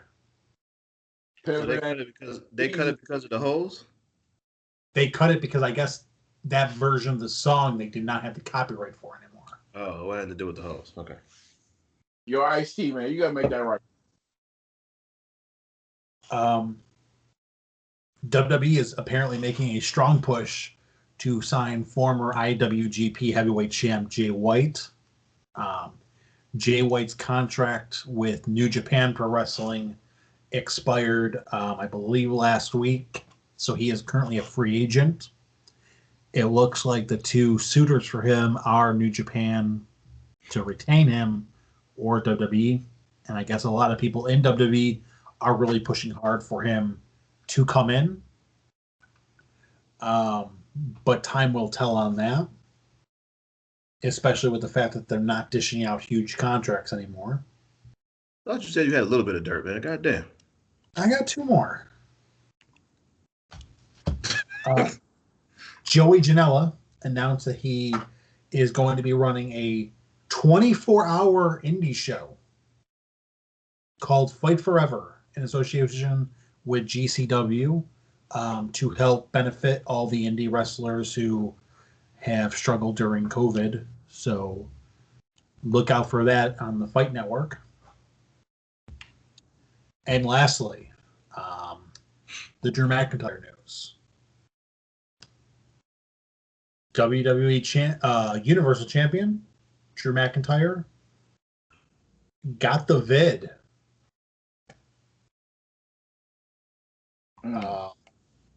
This was right after a photo was taken of him hanging out with all the old timers. So that's always good. That not only is he fucking getting COVID, but potentially Rick Bognering some of our religions. Yo, Ric Flair wants the vid. Oh, That's the only thing he hasn't gotten yet. if it's one motherfucker that COVID can't kill, it's gotta be that dude.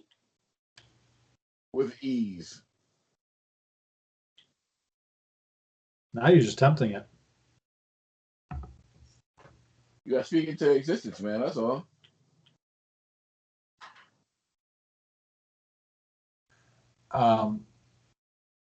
But yeah, so he's got it, and then it was also revealed that Nick Jackson, one of the two Young Bucks, actually came down with COVID back in September. They were off TV for about a month, and that was the big reason that they were off TV. It looked like they were nursing an injury, but really it was the vid that they had. So I'm not sure if it's shady for these wrestling promotions to not like come out right away and be like, hey, this person has it. But it's pretty important. There were some other wrestlers, I believe, in WWE that got COVID as well, but it was just unannounced. As far as who they were, allegedly. So that's big too. COVID running wild. Living in the COVID. Oh man. I just looked up news on Val Venus, and it's the greatest fucking thing in the world. Val Venus is spreading a rumor that the Pope was arrested. Oh, gee. Hey, what's the update on Marty Jannetty? Let me take a look. The last thing I heard was that he was telling cops that he was just working an angle. Of course.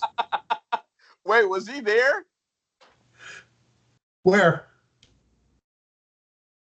Was he at the whatchamacallit? Where? Was he storming somewhere? Oh, I don't think he was there. Oh, I'm about to say, yo, that's wild. If that's what you were talking about, I'm about to say. So here's a fun fact about Marty Jannetty. About 2 weeks ago, he claims that he was offered to do not one, but multiple adult films with Mia Khalifa. I'm going to go ahead and press X for doubt on that one.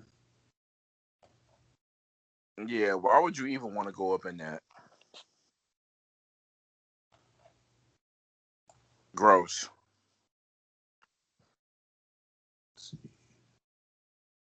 Marty Jannetty very upset that Tony Atlas called him a racist. I kind of want to read the article, but I don't at the same time.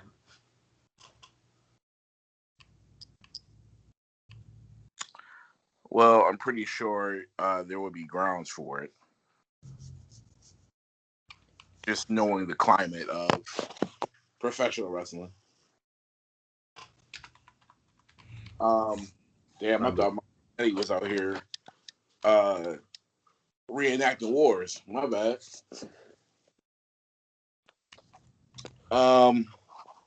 Yeah, that's the last thing on that murder confession was he was just telling them it was part of a wrestling storyline. Looks like your boy, the rapper. What's my man name? Young Melly. Talking about how he was gonna run, how he killed somebody. The OJ, if I did it, here's how I do it. That type.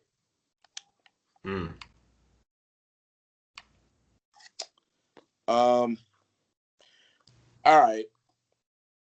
Drew, you know what I'm saying? If you can't stand the heat, get out the kitchen. Yeah. Too bad Randy Orton didn't have a pilot around him anywhere. Because that fire was all up in his face. Fire! Fire! Hot fire. Hot fire.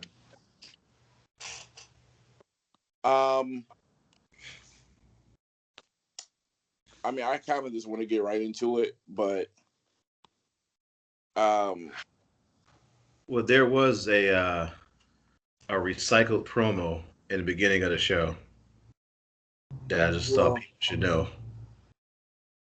well, yeah. So, to my understanding, Raw opened up with the man who likes to play games. Yes. So, would you like to know a fun fact? Triple H right now is the same age Ric Flair was when he started managing him in Evolution. And that's when Ric Flair started his real career. Seriously. um, I didn't hear the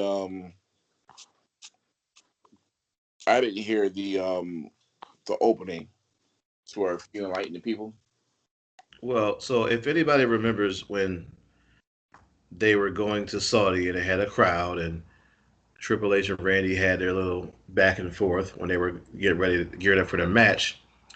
And Randy Orton said something else, something about your wife having your balls before he would have, to get Triple H to kind of or entice him to attack him. He did the exact same thing here. Exact same thing. I mean, I understand you were short on time, but like, come on, man. You couldn't dig from somewhere else in the vault. They just went to the most recent thing that they had to be able to recycle this. Yeah, Triple H standard. That's pretty bad. That's what I'm saying. You gotta do better than that. Um, moving on. Speaking of Ric Flair, Charlotte Flair took on Lacey Evans, and I'll let you guys be the judge of it.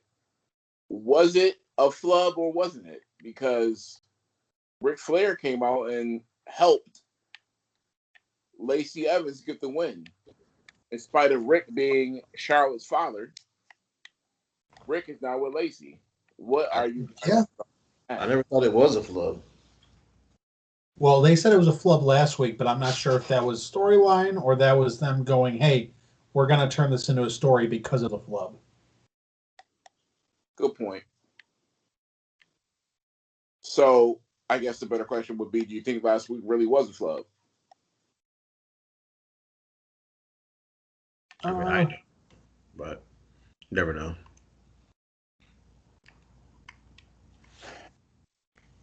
Yeah, I don't I think just so. don't know what the end game is with this storyline. Are we going to have Ric Flair versus Charlotte Flair? I mean, like, what is this go? Where is this going? Well, I was also going to ask. I mean, clearly this isn't enough to give Lacey the ignition that she needs to be great in this company because they've done a lot for her so far. Besides, put a belt on her, but you got to do a lot before you get that belt on the waist. So I don't know if this will help further her career along. No, you don't. What you mean? You said you got to do a lot before you get the belt on your waist. Hell yeah! Uh, I guess you just forgot about all of the other superstars, huh? The Like Nikki Bellas of the world, the Layla McCools, and guess you just forgot about that. I'm just saying, traditionally speaking, you do a lot to get the belt on the waist. Traditionally speaking, if you're, if you're, What? Wait, I'm listening. I was gonna say Lacey Evans, but I messed that up.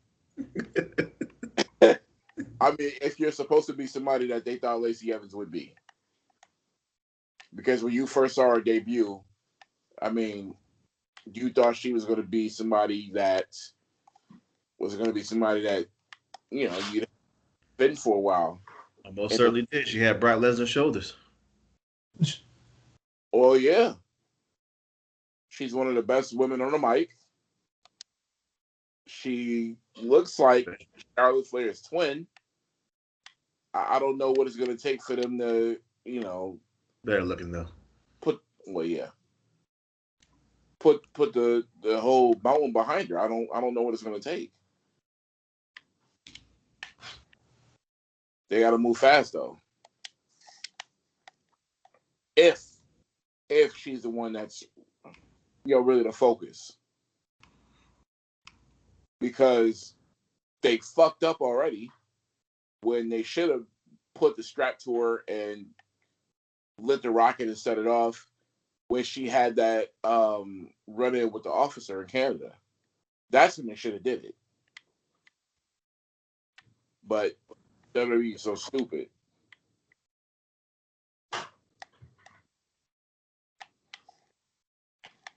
But Yeah, now it's just she's kind of just one of the people there now. It's not even like she's has star power. It's just she's one of the rotating people who wrestle Charlotte and loses. Right. She's become one of the wrestlers where you're like, well, who are you gonna put her up against? Lacey Evans? And then you go, damn, IE ass. The IE ass face. Damn, you're right. Lacey Evans isn't worth damn anyway. Like, I'm so glad you corrected that because you just said damn I ass. everybody know about IE ass face. Come on, man. Yeah, but you didn't say face. You just said I had to like spell it out. You paused. It was like, okay, and what? Let's move on, man. Yeah. Person who I definitely think's a lot. He eats definitely a lot of wrestling ass. Jeff Hardy. Jeff, retire, bro. No one cares about you, Jeff. Please, just retire, man. And that's coming from a place of hate, hurt. Coming from a place of hurt. You don't have to do this, man. You don't have. This is like Jay-Z talking to Jazzo, man. You don't have to do this. We want it better for you. So he's in a match against Elias's lackey, Jackson Ryder. Yo, he could be something special if they want him to. Say it again? He could be something special if they want him to. He got the look. I ain't saying nothing else. I'm just saying. Wait. Say it again? I'm not saying nothing else, man. You heard what I said. All right, man. The important part is if they want him to. I just want, you know what I'm saying? Yeah, if they want him to. That's all I'm going to say. All right. Well, he ended up losing this match to Jeff Hardy, which we all know in the WWE, a loss isn't always a loss. I too think he could be somebody that could be good. Again, if WWE wants them to. I just don't know that they do. Because guess what? If they do, he sure as hell surpassed Elias very fast.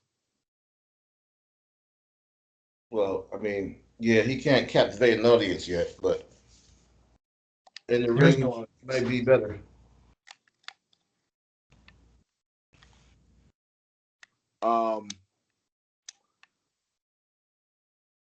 I don't know. Elias is supposed to be one of the better heels in the company, and he's not, and that troubles me. Yeah, This Jackson Riker dude could definitely be one, but you got to ditch Elias. I just don't know if that'll happen. The gimmicky, I sold 1 million records, #1 on iTunes bullshit. You know what that go. Well, see, the thing is, the reason I say that is they don't have him. They got him with Elias, but they don't have him doing any of Elias's BS, if you know what I mean.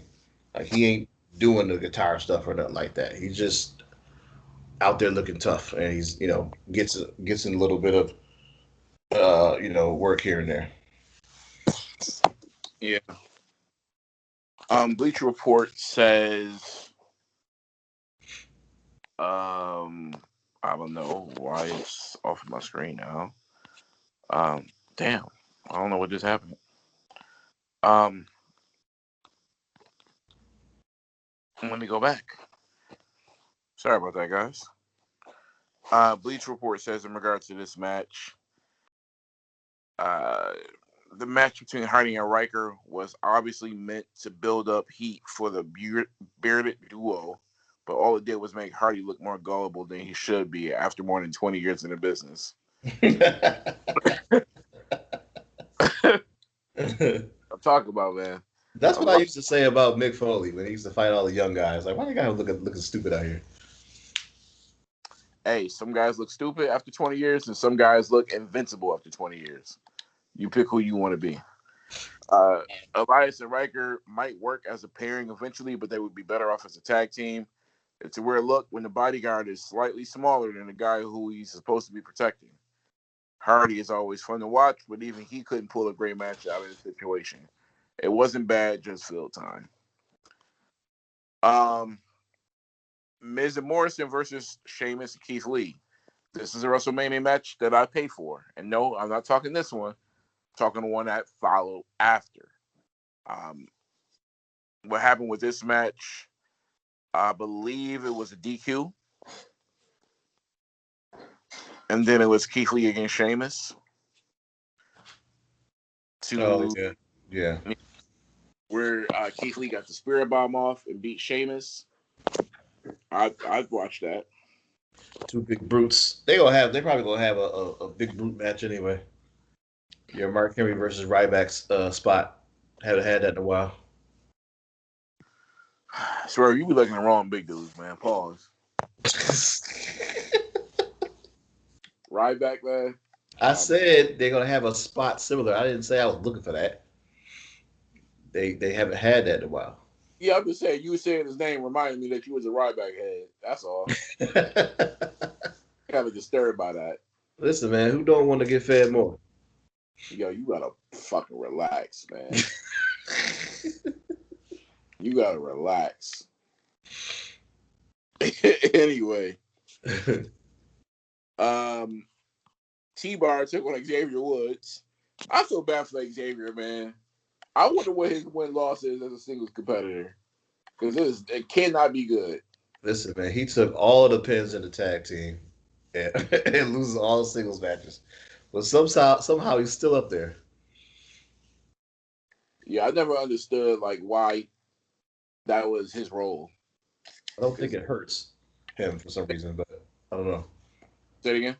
I said I don't think it hurts him for some reason, but I don't know. Yeah, I mean, it's like, yo, you'll never be shit unless you're in a tag team. This is what it tells me. He ended up, I believe he lost this match to T-Bar as well. Well, I don't know. I think if you look at his path, right? Let's compare his path to somebody like Ricochet. Would you rather have that path or Ricochet's path? Somebody who made it to the championship match and then, basically got squashed, or someone who has yet to make it, but has a consistent, I would say even maybe growing fan base still in Xavier Woods in the New Day. I mean, I guess I would say Xavier because he knows his role, whereas Ricochet doesn't. But at the same time, you're talking about a 8, 9, 10-time tag team champion versus Ricochet. Right. Ricochet didn't have all those tag belts, but he did have the championship match that many won, regardless of how he had it. The difference is Xavier Woods also has the boss's ear. And at any point in time, he can get boosted up into a good position. Maybe not a title match, but he's always going to be looked at as an upper echelon guy. And when push comes to shove and we start looking at guys who might be getting laid off, you're never going to see Xavier Woods in that column.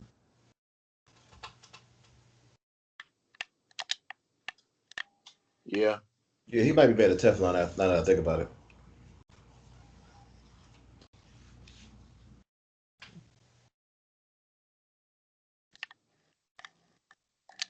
That is true.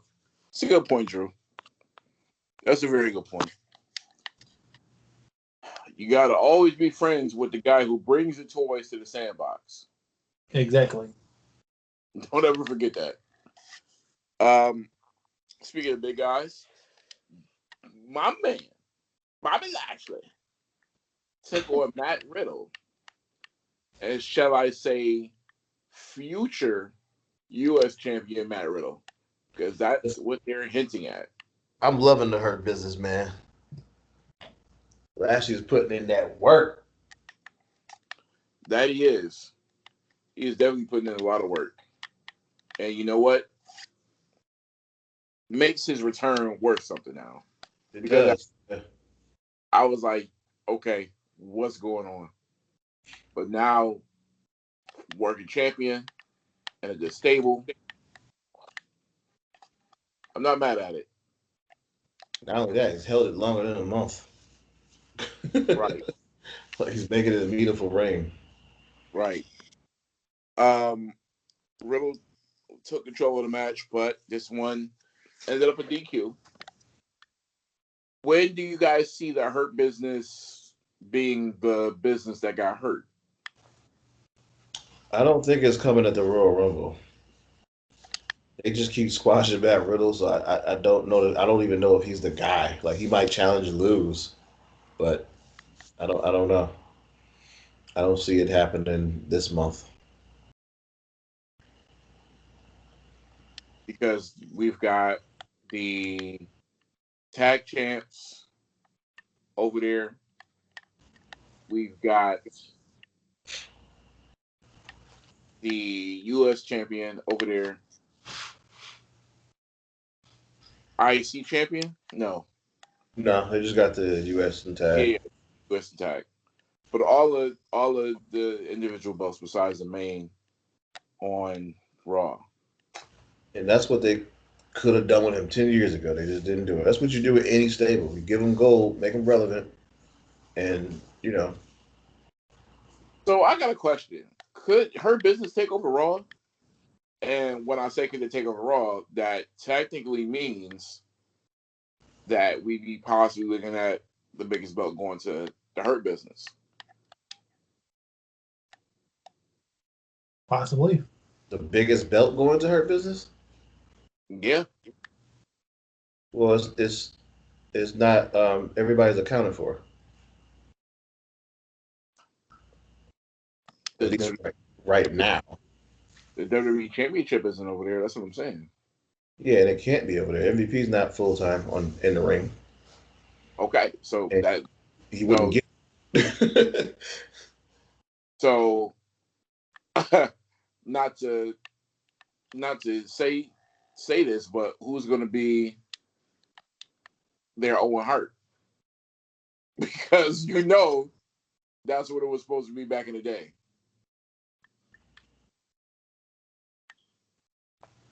In the Hurt Business, who can join? Because Owen Hart was supposed to be the champion. Didn't happen though.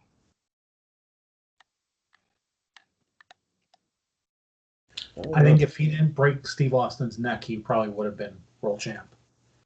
But I think after that, when Austin became the top guy, I don't think he wanted to work with Owen ever again. But yeah, you think the guy's unsafe, and yeah.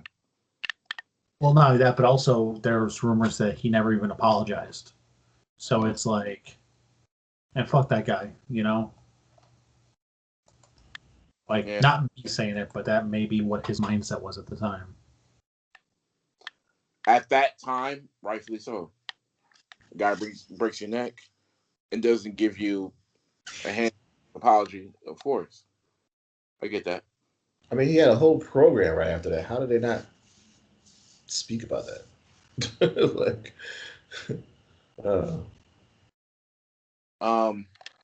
But I think if you're gonna treat the Hurt Business like a real stable, true stable, you gotta get the biggest belt over there, and that would be the heavyweight championship. I mean, Now, he could go to Lashley if he passes on the U.S. title to somebody via protection. you know what? He definitely when I asked this question, he ran through my mind, but I'm like, I don't see them doing that with him. I don't see him do it either with nobody in the Hurt Business. But like I said, that's why I said I think that's where they're going to be as far as gold is concerned. Um,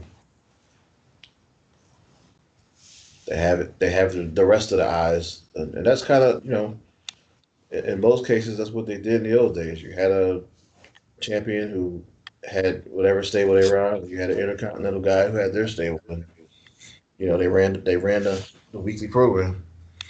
So it's kind of nostalgic in a way. Yeah. All right. Moving on. Drew Gulak taking on AJ Styles. AJ Styles got the victory over Gulak. that, Phenomenal that forearm. did not have a happy ending. Yeah. Um, moving on. Shayna Baszler versus Nia Jax. I mean, Shayna Baszler and Nia Jax versus Dana Brooke and Mandy Rose. Baszler just took over this match, and the WWE made her look dominant, even though they haven't been making her look dominant in the past, I don't know, 9, 10, 11 months. Tagged herself in against the tag team, hit Nia around in the back, told Nia, yo, step back, honey, I got this, and basically took care of Mandy Rose and company. I don't know why the WWE, I'm not going to say does this. I don't know why they get away with doing this, but every January, they make us feel like other superstars are more important than what they need to be. Why? Because they need to look strong in the Royal Rumble. I hate that they do this. Yes, we know the major players in the Royal Rumble. We don't need you to put them in dominant spots on your flagship show to make them feel like they're more important than what they are. They have to psych you out. Well, no. What they'll do is they'll put Shayna Baszler in a 6-woman uh, Elimination Chamber match, let her eliminate every single person, and then that's the last you hear from her. Because she's supposed to be so dominant, but she can't win shit. So, I just don't know what the WWE sometimes. I really don't. Moving on.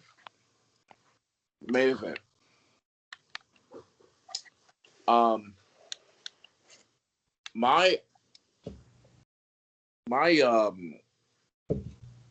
takeaway from this match with Triple H, who challenged Randy earlier, was damn Triple H looks small as shit.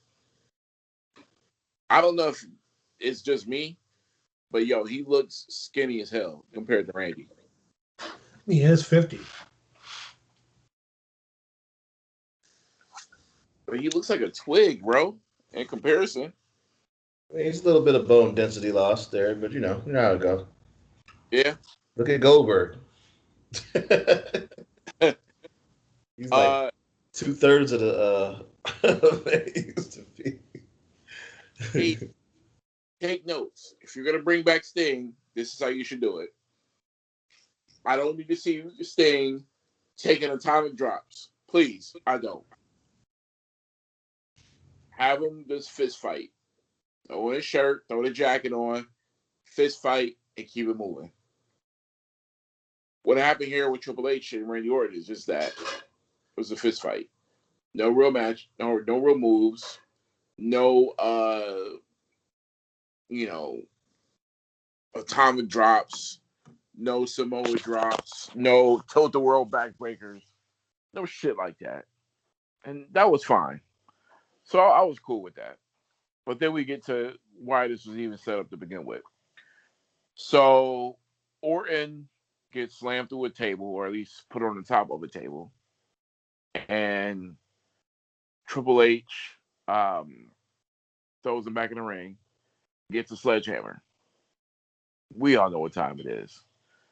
So Triple H gets in the ring with a sledgehammer, and then all of a sudden you see about 40% of the WrestleMania world record for attendees get blacked out because it was Bray's protege, Alexa Bliss, going to come out and do something.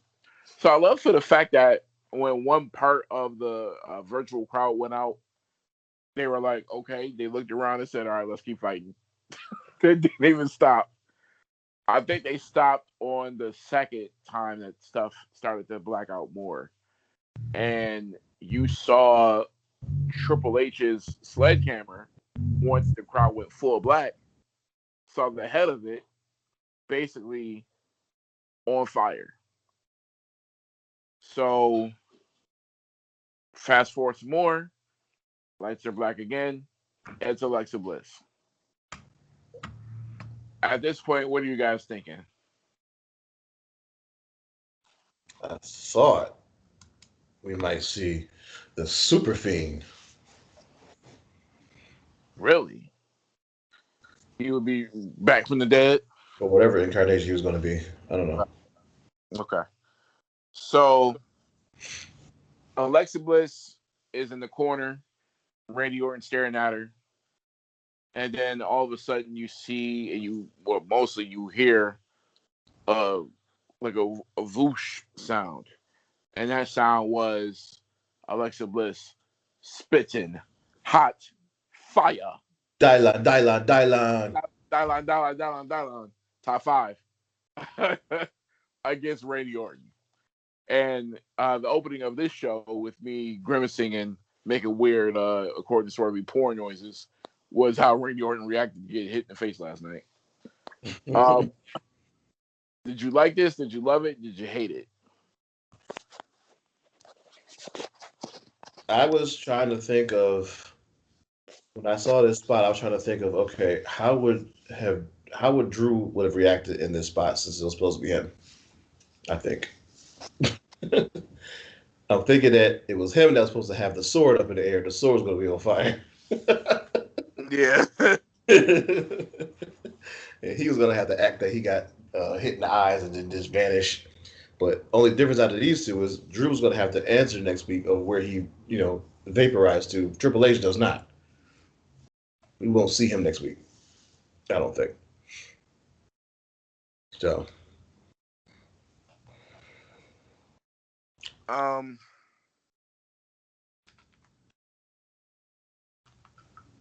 just trying to think for a second. Like, where is this going? Because I think this is going to culminate at WrestleMania. Oh, God, please don't stretch it that long. I think that's what it drew. You agree, right? Yeah. Just give me a cinematic match at Royal Rumble, and I'll take that and just end it, though. Okay? I don't want cinematic matches, but give me that if you have to. Just give it to me at Royal Rumble. You know what you're going to get? And I just thought it just makes perfect sense. You know what you're going to get at Royal Rumble? You're going to get Randy Orton being in the match. And you know who else is going to be in the match with him? Unofficial entrant, Alexa Bliss. Oh, I was going to say, here's what's going to happen. Randy Orton's going to be in the match, and the Fiend is going to play his music or something and distract Randy and get him eliminated. Maybe. You said Alexa Bliss is going to enter the Rumble, the men's Rumble. Unofficially enter it. But maybe it's the fake out for Bray. So maybe Orton does a thing where he eliminates 6 or 7 guys, real high streak going. Then all of a sudden, you get the 6-part blackout, and then it's Alexa Bliss. So now Orton is trying to seek revenge against Bliss for then they're burning his face off. And then we get black screen again, and it's Bray coming to save his queen. Let's first wait and see if Orton even acknowledges the burn. He has to be burned, right? I would hope. First off, WWE, if you're going to make me believe some shit, please don't do this. The motherfucker's got oil on his face. Okay? Doused in oil. And then you're going to put fire to it? That shit would have spread like a loose thought on a corner of Bailey and Dope. Please don't do that to me.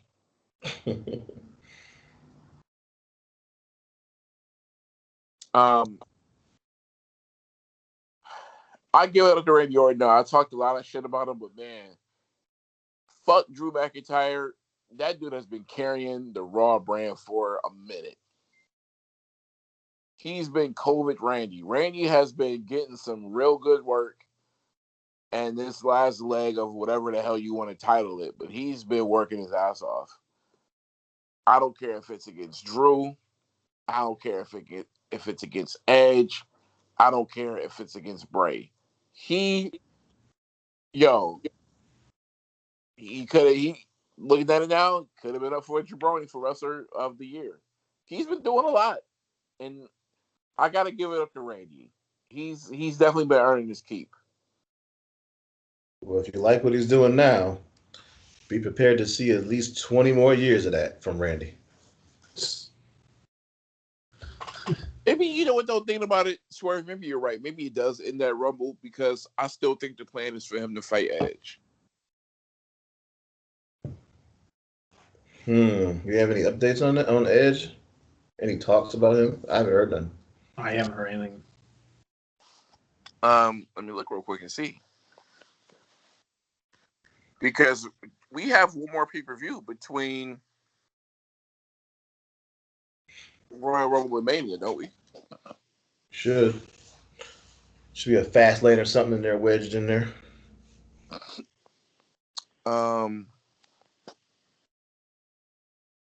Maybe they're gonna resurrect Hog Wild, throw it in there. Yeah, I don't know.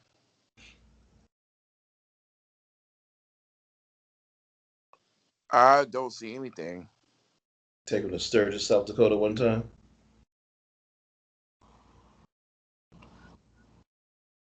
Yeah, I don't see anything about Edge coming back. Or rumors. But they've kept other things tight-lipped before, so who knows?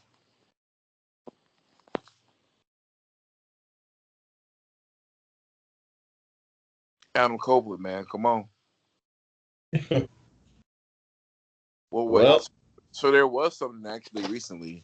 This is according to InsideSports.co. Take that for what you may. Edge makes huge announcement. Edge returned to WWE during the Royal Rumble. I think this was last year. Yeah, no.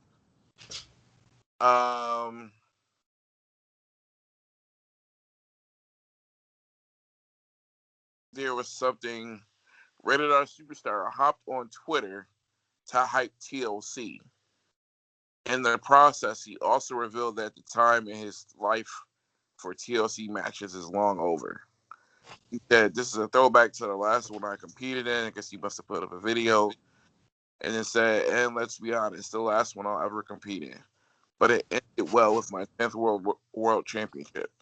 If you had told any of the 6 of us, you know who the other 5 are, that there would be a pay-per-view devoted to a match that our Dr. Frankenstein brains put together, no way we believe you. But here we are. To all the talent performing tonight, blow the doors off and be careful."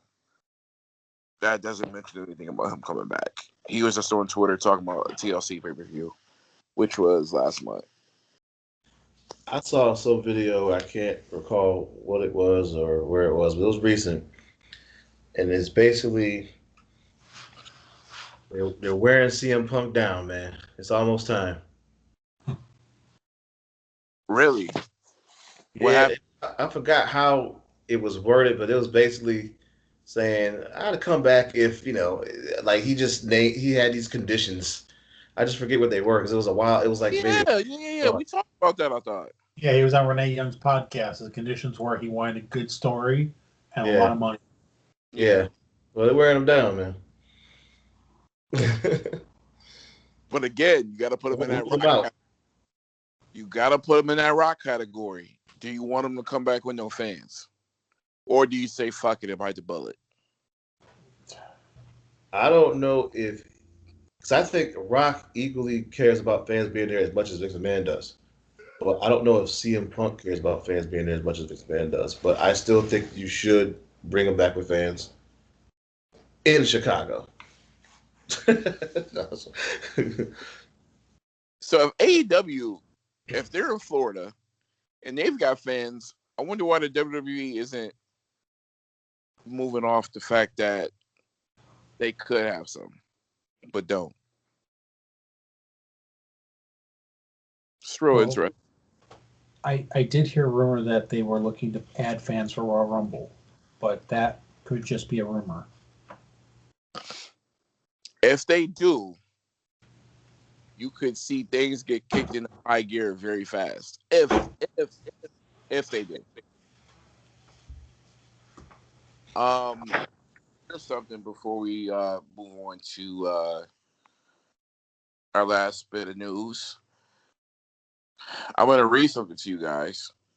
And Drew, you probably heard about this, but this is some news that no one was familiar about when it happened.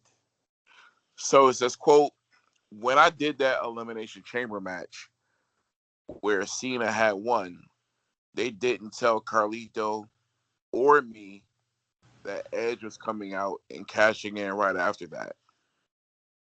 This was said by former WWE superstar Chris Masters. He said, we had no idea. We were just kind of surprised as everybody. We really were. Carly is second generation, so he had a hunch because he knew something was weird about the finish that didn't make sense to him, but he didn't know that it was going to be Edge cashing in. So this was the Elimination Chamber match with Kurt, Kane, Shawn Michaels, Chris Masters, and Carlito. yeah, I remember saying that Elimination Chamber match was probably one of the worst ones before they got really bad at the time, just because of who was in it. Yeah, they had a couple guys in there that were not on that level, and it was confusing why Carlito or Chris Masters were even in it. Yo, I had a dream about Carlito, man. That he was he came back. All right, Joe, come on, man. He had a different accent, and his neck looked different. Pause. He is back. His name is Angel Garza. Oh my god.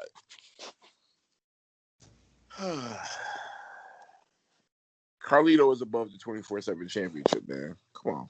You think so? Yo, what is wrong with you in the guys you pick, man? Like, I don't understand this. Yo, you don't cap for Carlito? Hell no. Oh my god, yo, Carlito was the man, dog. When? Now when? When Exactly was he the man?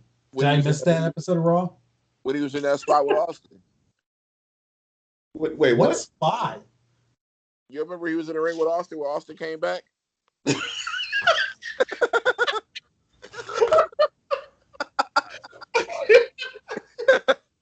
Come on, man.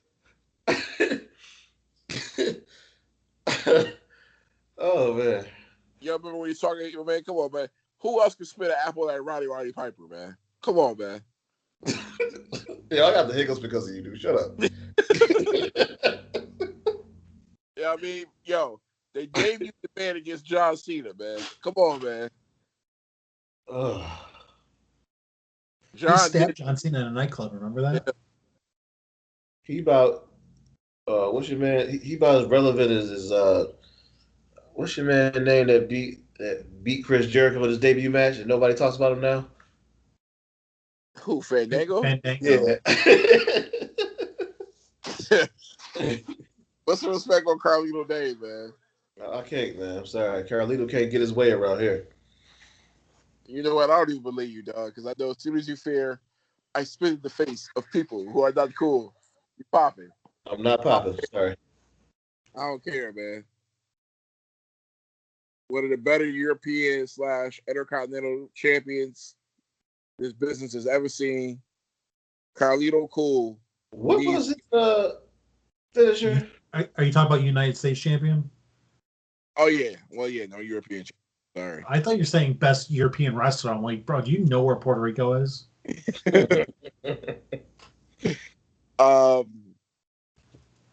Let's respect. Drew, you got respect for Carlito? Yeah.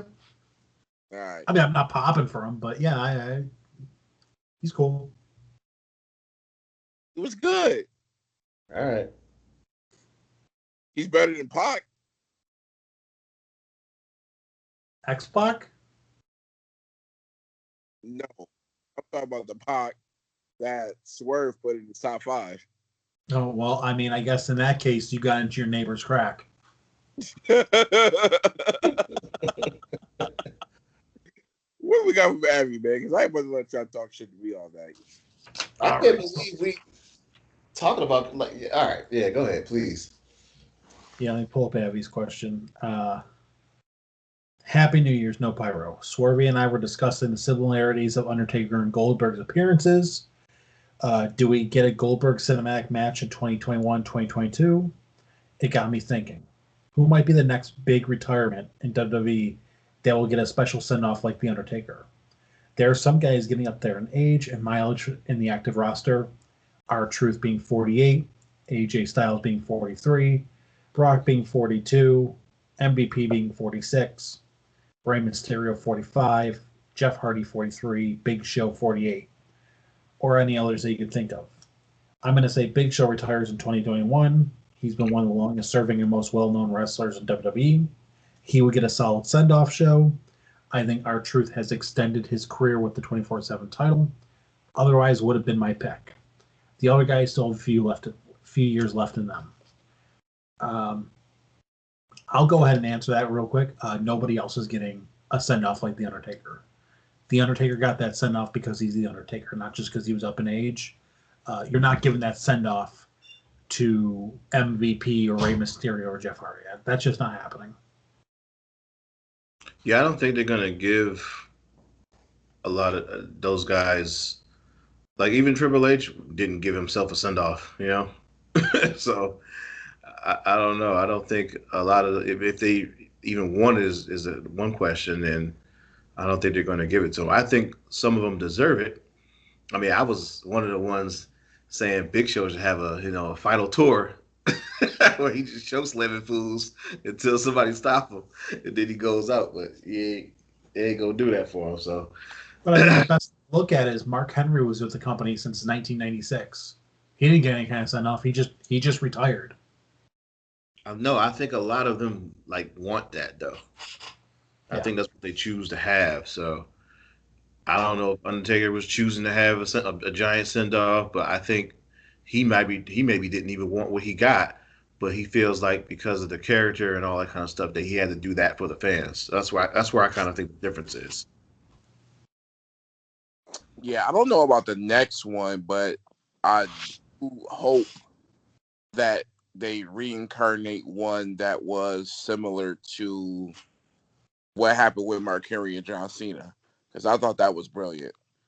If they can find some way to maybe incorporate that into a future storyline, that would be great. But You want to see Jeff Hardy in a salmon suit? No, Mac wants Miz to have a send off with the entire cast of Real World and Road Rules. That's what he wants. yo, Miz, bro, so watch your mouth. 10 years away, 2 championships that he'll reign with. One will be long, the other one won't be as long. The long one is coming up come April. Um, but no, Miz is not going nowhere for a long time. I don't know who to be. Triple H, I don't know. Maybe Can they send off Natty by nature? Please. oh, you know what though? You make an interesting point. It will be a woman, and she'll have maybe it'll be like the Trish Stratus match. Well, she's been retired for like 20 years. Yeah, she her ass back every other year. I don't got time for that. That's like She'll, saying we need a Sable send-off. she'll be in a Royal Rumble this year, bro. Just watch. Happens every year. I don't know who to put in next. I mean, we'll see. But a send off, I don't know. I don't know. I don't know. It won't be no time soon. I'll say that. Ric Flair. I wish Ric Flair, I would say looking back at like when he was GM of Raw, not too long ago, but it was a minute ago. Damn, Ric Flair is a long ways away from that Ric Flair. Damn. I was watching him when Stone Cold picked to be on SmackDown versus Raw when Flair was the GM on SmackDown. And Flair was giving the wrestling ring elbow drops and knee drops. That was a minute ago, but it wasn't. He was only in his late 40s at that point. Yeah, but now, dude, oh my god. Oh, I mean, I know it's 20 years ago, damn near, but damn. I don't think it looks any different. Ric Flair always looks 63 to me. No, Ric Flair look 85 to me now. How old is Ric Flair? 65? He's got to be in his 70s. So let's see.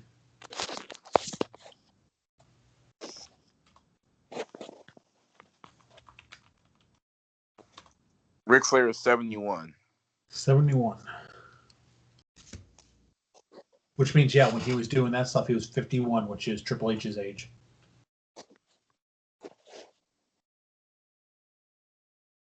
Yeah. And Vince is 75. And Vince could sell a match right now better than Flair could. So there's that. One last bit of rumor news here. Kurt Angle explained why he was not at the Legends episode of Raw. He said, I had a prior engagement I was committed to. I couldn't get out of it. He lost his legendship when he got beat by Corbin, as far as I'm concerned. I don't know what you guys knew about this, but I guess the WWE had offered him a chance to come back as Riddle's manager, and he turned that down. Smart. So that was smart because he knows it's going to lead to a match. Yeah. All right. Did you guys have anything else for this evening? I don't have anything else. All right. Well, Swerve, anything? Listen if you can, subscribe if you let you, baby. We out. Big facts. YouTube and also hit us up on SoundCloud. We're there too. We need you to listen. We're raffling off something real nice for you. It's a gift card. You want a free gift card? All you got to do is subscribe. So hit the subscribe button. Smash that button. That's it. For No Children. For Swervely, I am Total Mac. This is No Pyro Podcast. We will see y'all next week, where I think we're previewing the Royal Rumble.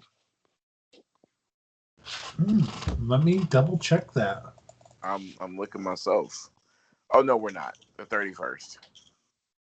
Yeah, because that would be the Pro Bowl. They do it on the same day. That will be on Madden this year, by the way. Good luck to them. Good job to WWE putting in a week before the Super Bowl too. So 2 weeks away from previewing the Rumble. Can't wait for that. But until then, y'all be well, y'all be easy, and deuces.